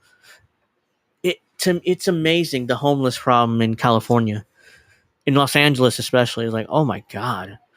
In San Francisco and Los Angeles, two major cities in California. It's like, what is Governor Newsom doing about it? Dick. I mean, I mean, there's no policy. There's nothing. It's just like, oh well, it's not much. No, you got to do something. You're the governor. You're the Democratic governor in one of the bluest states in the country. So the reason why they don't do anything is because they know that the Democrats in California never hold them accountable, the voters. That's why Gavin Newsom does nothing, because he can get reelected no matter what. Like what happened, I think it was a couple of years ago. Gavin Newsom was recalled by California, and Larry Elder ran against him. And it turns out that, of course, Gavin Newsom won, even though he shouldn't have won. Even if Larry Elder would have won, nothing would have changed. Democrats control Sacramento, like completely control the legislature. So even if Larry Elder became governor for 10 months, it wouldn't have mattered. It wouldn't have mattered much because there's nothing he can do to really change anything. But no, you have to reelect sneaky politician Gavin Newsom. So let's watch this video of Putin owning this billionaire here real quick.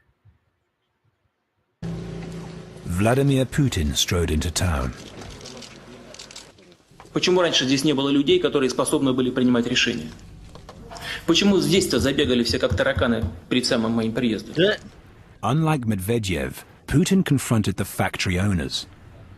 Считаю, что вы сделали заложниками своих амбиций, непрофессионализма, а может быть просто и тривиальной жадности. Тысячи людей. Это абсолютно недопустимо. Если собственники... Thank you, comrade. Kitty, greatly appreciate the birthday wish. Thank you for joining me here for today. I'm 37 years old today. So let's continue with this. договориться между собой не смогут, то единый комплекс все равно будет восстановлен. В том или в другом виде, то это будет сделано без вас. He demanded the owners, including billionaire Oleg Deripaska, sign an undertaking to restart the factories.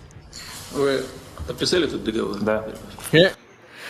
So Putin demanded basically that the factory be reopened and gave all the people their jobs back from the Russian billionaire, the Russian oligarch. So he's the Russian. You saw him here. Hold on. This is the oligarch here. Where is he? Oh, there he is. This dude right here is the oligarch who shut down the factory. And of course, Putin came in and was like, "You're not shutting down this fucking factory. Out of your mind? No, you're going to sign this agreement basically saying that, yeah, we're going to reopen this factory, give everybody their jobs back. Oh, if you refuse to do it, well, there might be some consequences and repercussions for you.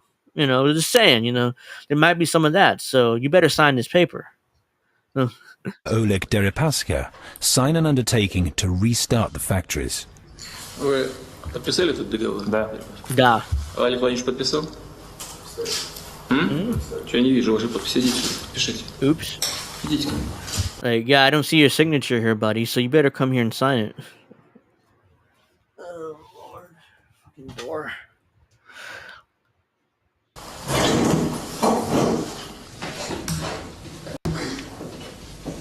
Да, договор.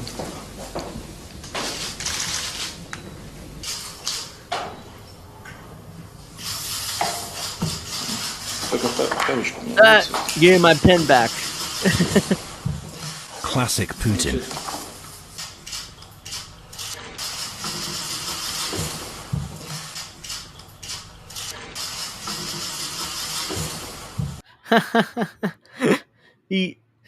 As soon as Putin showed up, these billionaires shit their pants. Like, oh shit, Putin's here? Oh, we're fucked. We're so fucked, man. It's like, Putin's here, man. I love that. It's like he shit his pants, that billionaire. He's like, oh fuck. I don't want to pay these fuckers and now I have to reopen this factory because of Putin. And god damn it. Let's watch that again. Vladimir Putin strode into town. Почему раньше здесь не было людей, которые способны были принимать решения? Почему здесь-то забегали все как тараканы перед самым моим приездом? Unlike Medvedev, Putin confronted the factory owners. Считаю, что вы сделали заложниками своих амбиций, непрофессионализма, а может быть просто и тривиальной жадности. Тысячи людей. Это абсолютно недопустимо.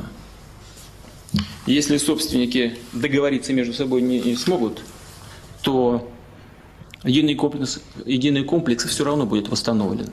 В том или в другом виде, то это будет сделано без вас. He demanded the owners, including billionaires. You love billionaires looking like they're nervous and scared. Like, oh shit, I'm so fucked here. Like, oh, I'm so fucked, guys. I mean, I didn't know Putin would actually do this, and actually defend his people from billionaire assholes like me who wanted to take their jobs and shove it up their asses, and shut down these factories. Imagine a U.S. president doing this. Like, let's say like Detroit.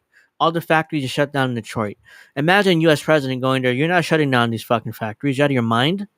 No, I mean, if you don't shut down, there'll be consequences and repercussions, I mean, I'm going to have to look into your business dealings.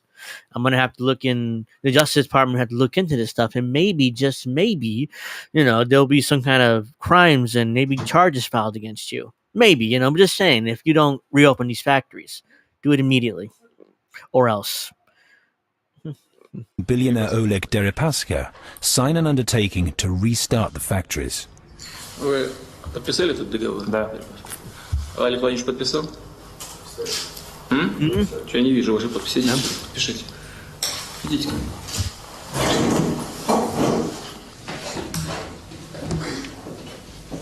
It is un-American. It is un-American when to do what Putin's doing here, because most American presidents are subservient to the oligarchs and to corporations. People like American, like the West says, "Oh, Russia's an oligarchy." You know, all the billionaires, control the country and stuff like that. But they act like the U.S. is an oligarchy too. Like we have billionaires here who control everything here, and the difference is the U.S. presidents are their puppets. You can say whatever you want about Putin, but he's not a puppet of these oligarchs. I mean, the oligarchs do exactly what he tells them to, not the other way around. Clearly, as you can see here, this billionaire here was like, I'm going to close this factory down, I'm going to fire everybody, and fuck you. Oh shit, Putin's here? Oh God, let me piss my pants, let me shit myself, and, because he's going to make an example out of me, like he did when he first came into power 20 years ago. He made an example out of one or two Russian billionaires and prosecuted them, took all their money. And it was like, oh yeah, you guys want to be next? And who wants to be next? You, sorry, Mr. President, we'll do whatever you want. Please don't prosecute us. I mean, because we all committed crimes here. Please. That's what he, this guy is scared shitless here. That's why he signed immediately. He's like, give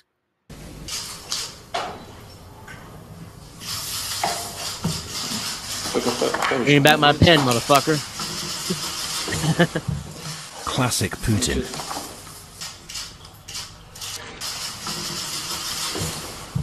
This guy knows. This billionaire knows that if he didn't do what Putin tell him to do, there's going to be consequences and repercussions. We don't know. I don't know what it is yet. It could be jail. It could be all your money is gone. It could be death. I mean, who knows? I mean, there's definitely going to be consequences and repercussions if he didn't do exactly what Putin told him to do.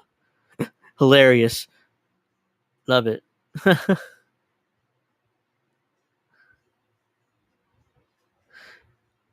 American foreign policy analysts can't figure out why Putin has 90% approval rating among Russians. Yeah. I mean, they're shot. I mean, they either they say the poll is fake, Putin manipulating the polls, or he's scaring. He has his people scared to death, and that's why they say they support him, and But meanwhile, no, it's this kind of shit. It's this why most Russians support him. It's this. It's doing this. As soon as the factory closed and hundreds of jobs were lost, this is what he does. Vladimir Putin strode into town. And yes, that might have been a real nice pen, but I think was more like a power play. Like Putin letting him know, look, I'm in charge here, not you, motherfucker. So give me back my pen. And he gave him that steely look in his eye, like certain people have that look where as soon as you see them staring at you in that way, you shit yourself. It's like you're so scared. You're like you have a chill go up your back. It's like he gave him that look. Sorry, Mr. President. Here's your pen. Let me go back and sit down like a puppet, like the bitch that I am. I'm so sorry, Mr. President. This is why his 90% approval rating. This standing up to the oligarchs, the Russian oligarchs. This.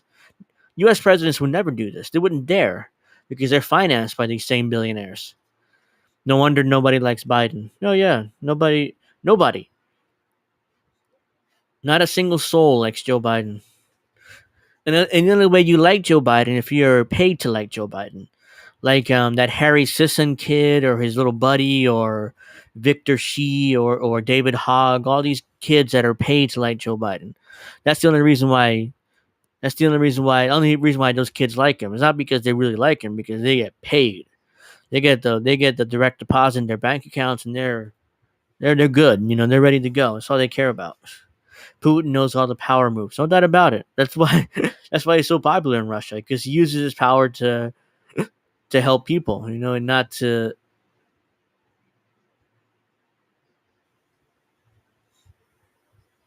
Let's see here.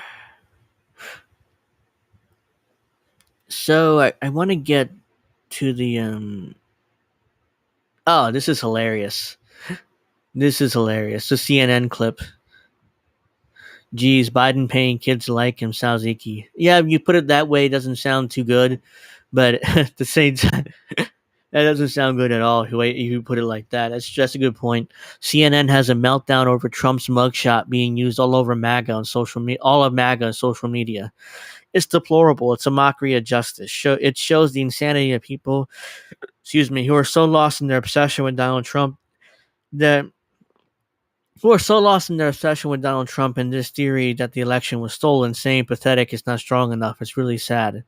Bald-headed dumbass. So this is bald-headed dude here, says this. In terms of how iconic that photo is, we now have his supporters in Georgia photoshopping themselves into mugshots, Fulton County mugshots, putting those on Twitter and calling them MAGA mugshots and saying now it's on. So he has galvanized his supporters even further. That's going to be a huge problem if he makes it to a general campaign. But so far right now, his base is sticking with him more than they ever have. We can put one of those up. Marjorie Taylor Greene, she tweeted out a photoshopped mugshot with the hashtag MAGA mugshot. Jeremy, you've been shaking your head as that was described. What are you thinking? It's deplorable. It's a mockery of justice. It shows the insanity. Yes, of course. It is a mockery of justice because they don't care about your justice system. All they're thinking is Donald Trump is being railroaded by the system here, and he is being railroaded. I mean, he's being bent over and fucked up the ass with no lube. Sorry, that's exactly what it is. Exactly what they're doing to him. And maybe it may be crude and maybe politically incorrect, but it's exactly what they're doing to him. Insanity, or for lack of a better term, of people who are so lost in their obsession with Donald Trump and this theory that the election was stolen. And I saying pathetic is not strong enough. It's just really sad. That's really sad. Really, really sad. Really sad, guys. I mean, how dare these Trump supporters troll us here, I'll get to some of this in a minute. I'm looking for a certain clip, which I've lost for some reason. I already saw that. No. These are old. These are from last week. I gotta get rid of these old bookmarks I have. Might as well do this now since I'm, just saw it. Let's see. Crystal Ball has always been a shitlib masquerading as a progressive. She ran for state Congress as a Dem while she wrote a hilarious screed about reforming the Democratic Party within. And she freaking loves Joe Biden. I recommend not trusting anything this grifter says. So this is a book she wrote in 2015, called Reversing the Apocalypse, Hijacking the Democratic Party to Save the World by Crystal Ball. So this is right after she got fired from MSNBC, I think. Blah, blah. So here we go. Let's read this part here. So let's do that because I don't want... All right, here we go. I freaking love Joe Biden. I love the way he's willing to resurface his grief over his own deep personal loss. If it can help a room full of Gold Star mothers begin to heal. I love that even after 40 years in Washington, he still manages to connect to that uniquely American visceral pain over losing the family home. I love that he and President Obama clearly love each other so much. I thought and still believe that in all the ways Hillary, let me see what it says. That's it. Okay. Well, yeah, Crystal Ball freaking loves Joe Biden. Ladies and gentlemen. No doubt about it at this point. And I'm looking for a Crystal Ball clip, but for some reason I can't find it right now. So let me see. Nope. Where is it?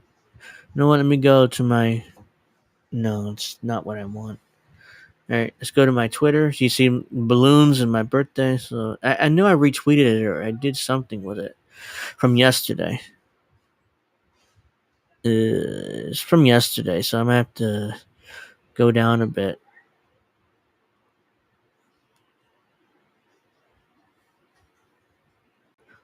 Did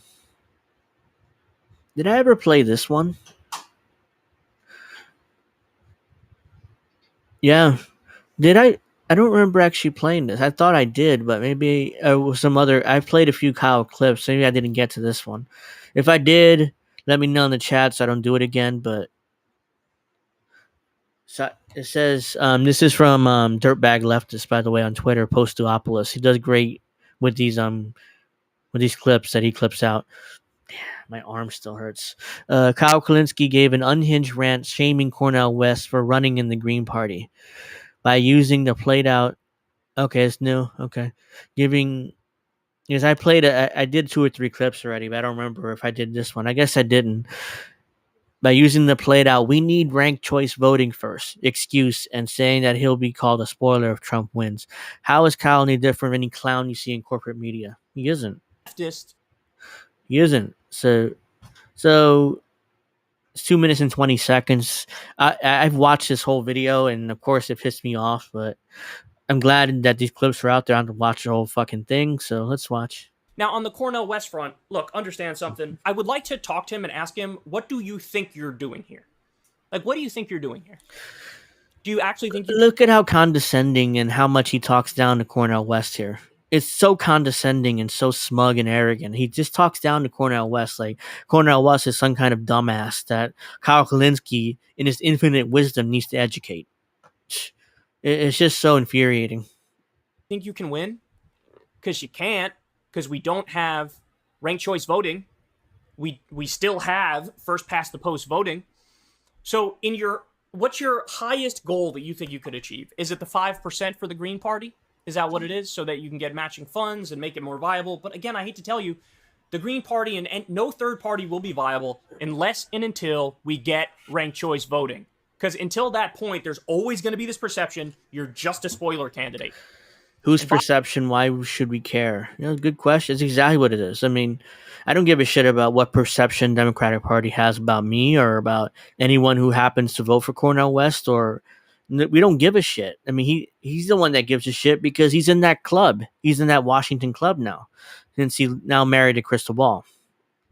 And by the way, if we get into a general election and it's Biden versus Trump, and Trump ends up winning because Cornel West got 5% of the vote or something, or 3% of the vote, and he gets blamed, that's going to set the movement back so much. People are going to look at leftists as spoiled brats who are just getting in the way. Now, that's totally separate from the question as to whether or not the spoiler effect actually is real.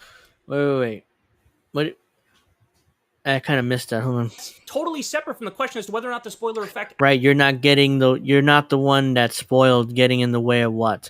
He's now calling, like, he's just now claiming that Cornel West supporters are somehow spoiled because we don't want to vote for Joe Biden and for any Democrat whatsoever. It's just ridiculous. It is unhinged. It's unhinged commentary. Effect actually is real. But there's going to be a perception that it's real, and everybody's going to... It's going to be a perception. He's like condescendingly talking down to Cornel West and his supporters, or people that would want to vote for him in November of next year. He's talking down to them, to us, maybe, most likely. Going to blame the left for Donald Trump winning. Now, I don't want that to happen. I know you guys don't want that to happen. So I'd love to ask Cornel West, like, what exactly are you doing here? Yeah, I don't give a shit. Like, if I get blamed, let's say, for Donald Trump losing, great. I take total responsibility for that. Now listen to me and tell you how we're going to win again in 2028. But no. So I have no problem getting blamed for Trump winning. Zero. I don't know about you guys in the chat, but zero. I have no problem with being blamed for Donald Trump winning next year. Now, if he was going to run, he should have run as a Democrat. Why do I say that? What's he polling at now? 1%? Because you're a moron. Do you see that? I love this. Watch this. Now, if he was going to run, he should have run as a Democrat. Why do I say that? What's he polling at now? 1%? Because you're a moron. I love that. I didn't even see that the first time I watched it. Let's see. Comrade says we're so spoiled by lack of healthcare and living wages. That's the thing with people like Kyle. He doesn't care. He's not worried. Does he want higher wages and healthcare somewhere in his core beliefs? Maybe. I don't know, but ultimately he doesn't care because he doesn't need it. Yeah, it's like theoretical to him. It's like he's his theory, political theory. You know, he's a political science major, so he wants to do political theory. Like, oh well, yeah, I would like to have Medicare for all, I would like to have higher wages, but does it affect me? No. I mean, I'm a multi-millionaire YouTuber who has 1 million subscribers, and I just married an even more richer white woman, Crystal Ball, who's my sugar mama. So no, I don't want to rock the apple cart too much. Let's see. Carlos says he's butthurt that Marianne sucks. Yeah, I mean, she's terrible. She's worse than RFK Jr. She's worse than Trump. She's worse than Cornel West. She's worse than everybody. You know, she's like the bottom of the rung in presidential candidates. And unfortunately, Kyle's butthurt because his little vanity project, Marianne Williamson, didn't work. Nobody cares. No one cares. Why do I say that? What's he polling at now? 1%? No, Cornell's polling at 4%. Did Kyle miss this poll? Because Kyle's the one that's obsessed with polling. Did he miss this poll? I mean, he just know he could have missed it. I mean, he's the one obsessed with polling. 2024 national general election. Trump 46, Biden 44. And with Cornel West polled, but Trump's at 44, Biden's at 39, and Cornel West at 4%. He's polling in 4%, not 1%. So Kyle's just lying there, or he either didn't see this poll, or he's just bold-faced lying and he saw this poll because he wants Marianne Williamson to win. Carlos says Kyle's living in a Barbie dream house. Ken Doll Kyle. That's what I'm going to call him from now on. He's Ken Doll Kyle. Well, Marianne Williamson is barely getting any media coverage, and she's still at 10% or more. Yeah, she's at 10%. In a rigged primary, she has no chance of winning. It's unbelievable to me how, yeah, I mean, she's at 10%, guys. So by definition, she has more support than Cornel West. Yeah, but it doesn't mean she'll win. The primary's rigged. Carlos says Kyle knows he's just lying. Yeah, I mean, I'm sure that he knows. He's not stupid. He's not like he's obsessed with polling. So he had to have seen that poll. He's just lying about it. So she's at 10 times what Cornel West is, simply because she decided. Yeah, it's actually 2.5 times in 2 completely unrelated elections. Because Cornell's going to the general most likely, and Marianne Williamson is going to fuck off and drop out in October when her book comes out. Because this is all a glorified book tour for her. Decided to run as a Democrat. So I don't know what the not only that Kyle doesn't know math because he claimed Marianne Williamson has 10 times the support of Cornel West. It's actually 2.5 times, and the elections are completely different because Cornell's going to the general election, and Marianne Williamson is fucking off after her book tour, and she's going to be endorsing Joe Biden most likely, or she is. I'm guaranteeing you, she is going to endorse Joe Biden. The strategy is if you don't have ranked choice voting, if you don't get rid of first past the post voting, you're just doing a virtue signal fest. That's all it is. And you're not doing a virtue signal fest, Kyle, when you're seeing your support for Marianne Williamson? You're not doing a virtue signal fest? Like, you know she's not going to win. And yeah, exactly. Jimmy Dore, Pasta, we all have critiques of Cornel West. It's not like we're just sucking up to him, talking about how perfect he is. He isn't. Some of his policies aren't perfect. You know, we do criticize him for it. RBN does too. He does interviews at RBN once a month, and and they hold him accountable. So that's good. Cornel West is being held accountable now. He's running for president. He's a politician. But Kyle, you're not doing a virtue signal fest by supporting Marianne. Of course you are. That's projection. If you actually want to win, if you actually care about getting the country to change for the better, there's an intelligent way to do that, and not a way that's by running in a rigged primary. That's the intelligent way of doing it, guys. disenfranchises you from being taken seriously. So I don't know what he's thinking. I would love to ask him, what exactly is the goal here? Is the goal to get to 5%? Yes, jackass, and to build a movement instead of being a sheepdog Democratic Party. Yes, that's the goal. Get it in 5% so we can get matching funds for the Green Party. What is this so hard to understand? And here's the thing. Kyle's not stupid. He understands this. Back in 2018-19, when he first started Justice Democrats, he understood this. He literally said at one point, well, I mean, yeah, we want to work with the Democratic Party, but we also want to work with third parties. because that way we can get them to 5% and maybe have more outside pressure coming from the Democratic Party to pressure them to do what we needed to do. Now he's being dense and acting like he doesn't know what the strategy is. Like, it's just absurd. Does he understand that the only way the Green Party or the Libertarian Party or any of the other parties would be viable if you get ranked choice voting first? Does he understand that? I don't know. He's obsessed with ranked choice voting. That's not a panacea.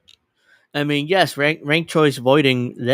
Ranked choice voting means it's good, but it's not a panacea. We still have the issue. We still have plenty of issues with our elections. So just because we all of a sudden get ranked choice voting, it doesn't mean that all of a sudden our elections are perfect. It's not. Oh shoot! I just knocked over my mic nearly. Sorry about that. But yeah, I mean, let's see.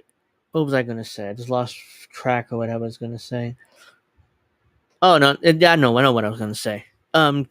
Here's the thing, Kyle. The reason why he loves ranked choice voting so much, that way, if it's implemented, then he gets to vote for the Green Party in virtue signal. Meanwhile, he knows once the Green Party candidate loses, then his vote will go to the Democrat. That's what it's all about. It's more virtue signaling from Kyle. That's why he's so obsessed with the ranked choice voting. That's why. No, I don't know. He doesn't know. He's a moron. Now here we go. This is the tweet Kyle sent out at the time in 2020. Yes, this is allegedly the same Kyle Kulinski. Now let's read this tweet. As a left winger who will not vote for Biden, I want you to know I am 100% okay with you blaming me if Trump wins a second term. I mean it. Blame me. Then get to thinking real hard how you get me to support your candidate the next time. Maybe even ask me. I'll tell you. That's exactly what I just said. And that's exactly what RBN says. And that's exactly what INN says. And that's exactly what Do Dissident says. That's exactly what we all say. Kyle, and then all of a sudden, this is Kyle from today. This is oops. I just fucked up, I think. Yeah, I did. Hold on. Excuse. This is today's Kyle saying, he's dense. Like he pretends to understand what's going on. He knows exactly what's going on. He's just a bullshitter.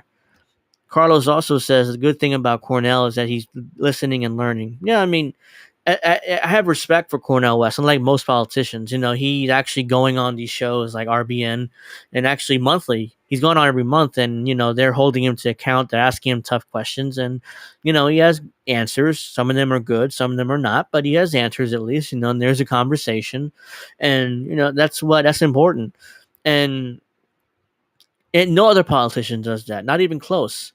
Most politicians run and hide from independent media that ask them tough questions. Look at what Marianne did with RBN. The one time she went on there, she rage quit after half an hour or something like that. It was just ridiculous. It's like she ran off as soon, and then she thinks she called Nick a mansplainer or sexist or something like that. But it's just absurd.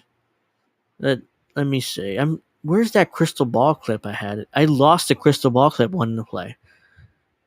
And I do have to wrap up soon. It is my birthday, and I want to do other things today, other than stream. Even though I love streaming, and especially now I got this mic, but I do need to wrap up soon. Let me see. Oh yes, this one. I'm sorry, I gotta play this one too. This one is just hilarious. Again, this is Kyle Kulinski. I'm sorry, I can't resist. I have to play this. Kyle Kulinski says the new NLRB ruling is one of the most base things the Biden administration has ever done. In theory, we could wake up tomorrow and had 25% unionization. This will have a bigger impact if we just raise the minimum wage. Sounds like Cope to me. Yeah, it does. Like he's so legal. Like Kendall Kyle here is so desperate to defend Joe Biden that he's willing to just do shit like this, embarrass himself. The show is just getting started. Well, yeah, I appreciate that, but eventually it's 3:15 right now on the East Coast, and I do have to start, heating up my dinner, heating up my wings soon, and eating cake and ice cream. So, yes, I'll probably be with you guys on a half an hour maybe. So, but for now, let's watch this. The best thing Biden's ever done. All right, guys, I'm really happy to bring you some amazing news for once. So this is maybe the most based thing that the Biden administration has done yet. Biden's What a child. NLRB, that's the National Labor Relations Board, the board ruled that the union will become automatically legal, automatically legitimate in a scenario where bosses try to mess with an attempt to unionize. This is the best thing we've seen on labor rights literally since FDR. What? So that means This guy is so obsessed with FDR. It's based. He's like a teenager. Like he learned that from Crystal Ball's kids, and all of a sudden now he's just using it all the time. Based. It's so based, guys. Based. It's like, what are you, a teenager? What are you, a goddamn teenager or something? This is ridiculous. You know, he sounds like he's like a 40-year-old, he's like a 35-year-old man sounding like a 15-year-old. It's ridiculous. I'm 37 today. I'm about to say I'm 36. I'm 37, and this is, I would never say the word based. I mean, like even Lyndon B. Johnson, JFK, they did nothing as strong on this issue as this is. And oh, come on, really? They did nothing as strong and as changing a rule in the NLRB. He changed the rule, and yes, it may lead to more unionization. But it's like, again, this is what is this? What is this called? Incrementalism. That's what this is called. This is not the first. This is not what's that act called? The PRO Act. The PRO Act, where unionization can be expanded by law, by federal law. This is just a rule change. This is just the incrementalism, which is the one thing Kyle hated for years. Past Kyle hated incrementalism. Now all of a sudden he loves it. You know, as soon as he married Crystal Ball and painted his hair ridiculously blonde like Kendall, and he got access to all that money, all of a sudden incrementalism is awesome. And thank you, Carlos. I appreciate it. You don't look a day older than 38. You don't look a day over 38. Well, thank you. Appreciate it. And obviously this blows out of the water Bill Clinton, Barack Obama. This could be a game changer for unions. With this decision, you're guaranteed to see an explosion in unionization. Based on what? You're guaranteed to see an explosion in unionization, and you think these corporations won't find a way around that? Around this meaningless, this rule change? It's not a law, it's a rule change. They'll find a way. Either they'll take it to court and say how this is not fair to their business and how it's going to hurt their profits, or they're just going to ignore it. It's like, what's Biden going to do about it? Nothing. Not a goddamn thing. He's just going to, it's just virtue signaling because there's an election coming up. There's an election coming. That's why he's doing this. He's doing this rule change. There's no teeth in this. It's just the NLRB, you know, they can get around this very easily, these corporations. With this one decision, the ruling is retroactive. So in theory, we could wake up tomorrow and have like 25% unionization rate in the country. It's 6% right now. It could be like 25% like that. It's a new day, man. It's a new day in the country. I just want to be clear about how amazing this is. I honestly think this will have a bigger impact than even if we just like raise the minimum wage. Now I'm 100% because Biden failed to raise the minimum wage during his presidency. All of a sudden now this rule change will somehow lead to higher wages, and it's better than the minimum wage. So he's covering up for Biden's failures here. % in favor of raising the minimum wage. It's the best. It's a phenomenal policy.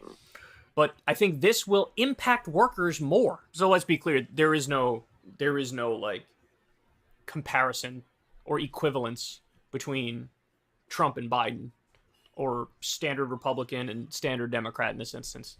There is no false equivalence. This is like, one is good on this front, one is bad. So it's a happy day because all the nihilism and doomerism, you could feel it like... Is he wearing an Under Armour shirt? He is. What is it? I thought Kyle hated sweat labor and work sweatshops and all that stuff. All of a sudden now he's wearing an Under Armour shirt. Under Armour is infamous for using these sweatshops and stuff. So it's like more hypocrisy coming from Kyle. Big surprise there. Slowly but surely receding, because there's no standard Democrat in this instance. There is no false equivalence. This is like, one is good on this front, one is bad. So it's a happy day because all the nihilism and doomerism, you could feel it like slowly but surely receding. When he and look, and this is speculation on my part, but when he refers to nihilism and doomerism on the left, I think he's referring to RBN. Like, because, you know, he knows about RBN. He has to, even though he's never mentioned RBN once.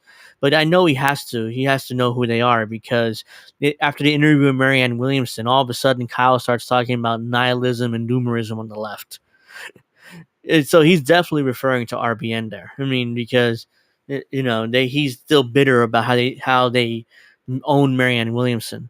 Carlos says, stay away from that brand of shirts. B, stay away from that brand of shirt. Oh my God. Let me finish up this video. Because there's no denying what this is for working people. It's weird for me to even do commentary on the story because I'm so used to being like a doomer all the time.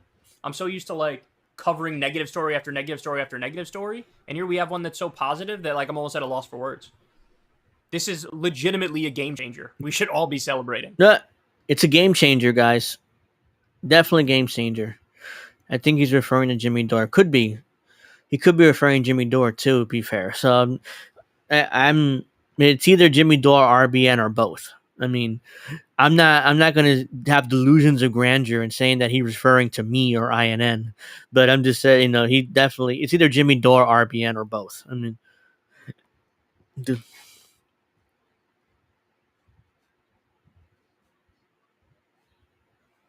I think, yeah, that's that. There's a video of Crystal Ball I've been looking. Oh, here it is. This is the one that I was looking for. Neoliberal Tears tweeted this out.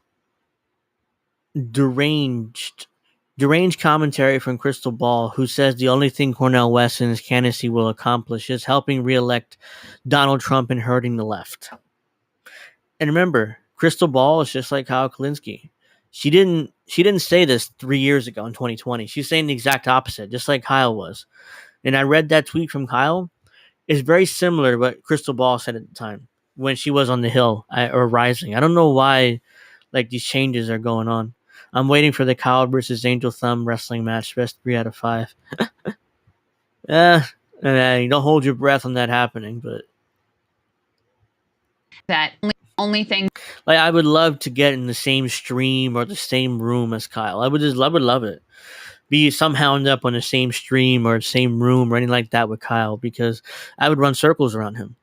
Just like Nick Cruz, just like CJ from RBN, just like most of INN, just like do dissidents. Like, he would never even be caught dead in a stream with any of us. So, yeah, so let's play this video real quick. It's like 2 minutes. So. Anything that Cornel West, Dr. West, who I love, admire, respect. All right, this is the first qualifier that Crystal Ball always says. I love, respect, and Dr. West is my hero. And then she proceeds to criticize and attack him for running as a Green Party member. But that's her first qualifier. There's another qualifier later on. It's coming up. Only thing that Cornel West, Dr. West, who I love, admire, respect, whose politics I almost wholly and completely share.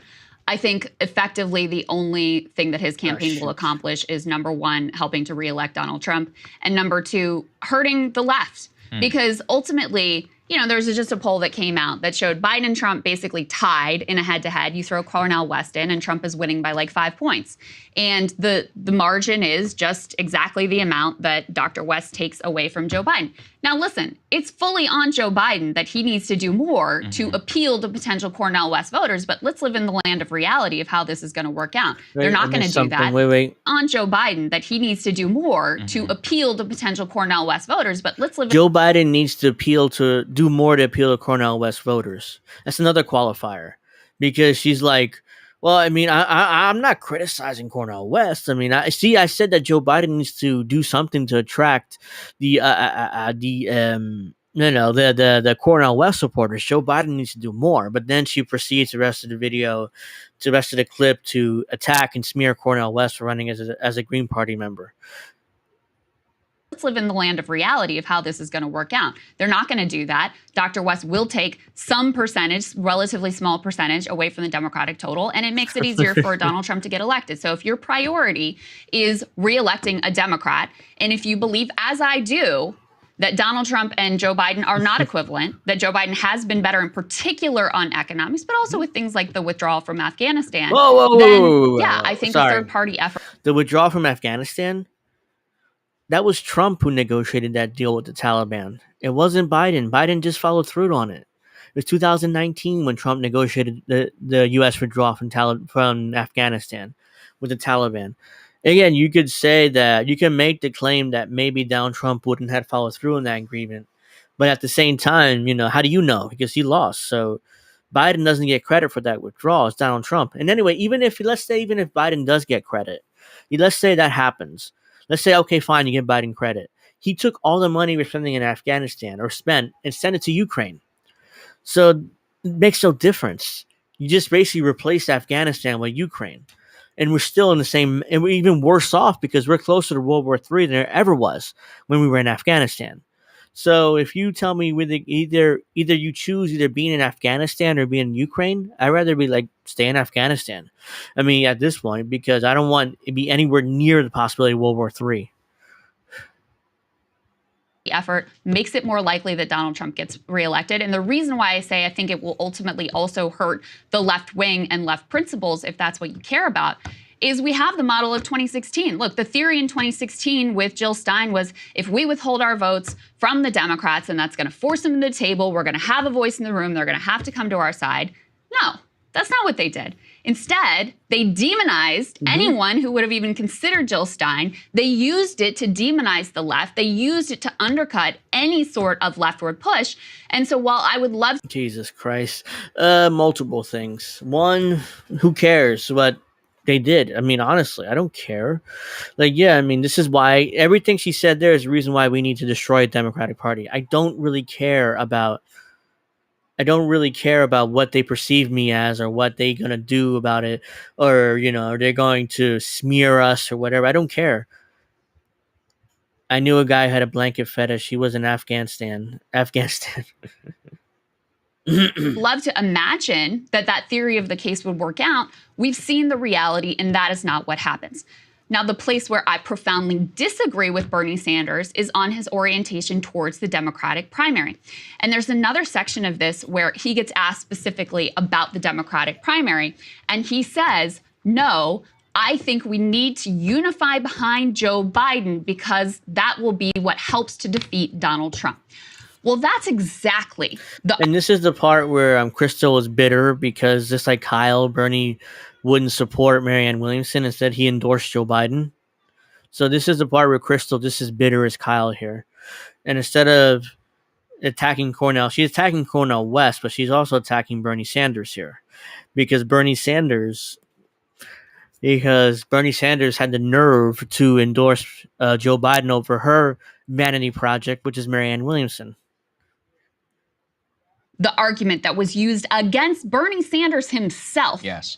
Both in 2016 and again in 2020. And that's that. Yep. I mean, that's ridiculous. I mean, it's like she's angry that Bernie Sanders would dare and not endorse Marianne Williamson, her vanity project. Instead, he endorsed Joe Biden. And that's a major problem for Crystal because Crystal was desperate to grift and offer Marianne Williamson in her name. But now, since Bernie didn't endorse her, she's most likely going to end her campaign probably in October, right after her book comes out. And she uses campaign funds to buy copies of her book so she can get royalties from it. So another grift and another just embarrassing. But let's see. Saagar also has commentary on this, and it says Saagar was able to channel Crystal of the past, calling out Bernie Trump TPS as the perfect articulation of vote blue no matter who I've ever heard. His dismissal of third parties anti-democratic. So it's a minute. about as good of an articulation of vote blue no matter who I've ever heard. Yeah. I think it's a bit odd because Bernie, nobody asked him or AOC or any of these other people to step in so early and affirmatively endorse Biden. He never did any of that back in 2020. And now he's been effectively, he's been downgraded to some sort of campaign surrogate, openly attacking Cornel West and undermining many of the theories of which he himself ran on for a long time. So, I mean, I can't think of anything as like, it's really an outright betrayal of like so much of his life's work and a lot of the people who followed his movement. I mean, not only in order to endorse Biden and not acknowledge any of the third-party candidates, any of the candidate challengers who are running against him, but then to openly dismiss and discourage the idea of third parties, which is directly Cornel West explicitly trying to run against Joe Biden and to force change and to try and get some of his ideas injected into the party of which, and even candidates of which he, long was a defender of. That is literally the definition of democracy. So Bernie's saying that he's endorsing Biden or whatever because of democracy, but also kind of openly trashing the idea of democracy itself by running against Biden. That doesn't make any sense. So Nope. Sagar sounding just like Crystal Ball did this 3 years ago. In fact, I think there's a clip down here. Here we go. This is old Crystal Ball from 2020. And when she was on Rising in the Hill. In the face, signing on for the continuation of an abusive relationship, and most importantly, signing on for a status quo that has brought millions of Americans economic, emotional, and physical ruin. And their whole strategy rests on the assumption that in spite of your protestations and gnashing of teeth on Twitter, you will in fact fall in line. Sure, progressive groups issued a list of demands, but Biden's not going to take any of those seriously because no one's making him take them seriously. These groups have already pledged to vote for him and organize the youth vote. Why? Because as Mehdi says, what other choice do you have? But in fact, there is another choice. It's the choice that centrists wield very effectively, like a battle axe, all the time. Centrists and their corporate allies are constantly coddled and constantly pandered to and have won all the power in America because they are willing to withhold their votes. Maybe we'll be with you, maybe we won't. And the reality confronting leftists right now is that while it may be ugly and you will 100% be hated, I can promise you that. There is no actual power that doesn't involve being willing to wield the power that you have. There will be no concessions granted out of kindness. And if the GOP's central driving force right now is owning the libs, the Dems' central driving force right now is to own the left. Don't let Obama's nice words or Bernie's castigating. Yep. That's old Crystal Ball there. Past Crystal Ball. So, let's see. Is there anything else?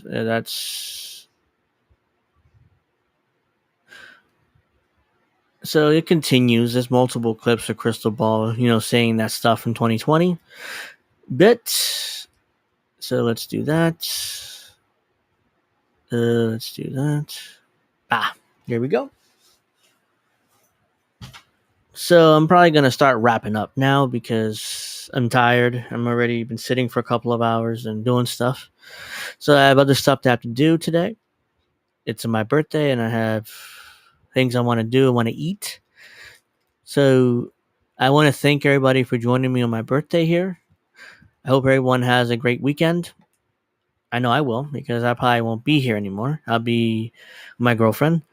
I hope everybody else has a great weekend though, and I'm going to see you guys next week at probably most likely it'll end up being Friday because I'll be going back to Fridays next week. The only reason why I did it today was because of my birthday. So I wanted to, do it today instead of tomorrow. Most likely I won't be here tomorrow morning. So tomorrow afternoon, which I usually stream. So that's why I did it today. So I want to thank everyone for joining me very much. Got to use this. It obviously works well. No complaints from anybody. So I'm going to see you guys next week, and I'll be on Twitter. In fact, you know what? Let me do a shameless plug here while I do that. Follow me on Twitter or X, whatever the hell it's called. There's the links right there if you haven't already. And I thank you very much. I hope you guys. I will have a great birthday, and I will, enjoy it. And I'll see you guys. Oh, yeah, I will take care of that right now. It's still kind of hurting me and bothering me. So until next week, I'll see you guys. And I say goodbye. I know that made no sense the way it came out. But yeah, goodbye and have a nice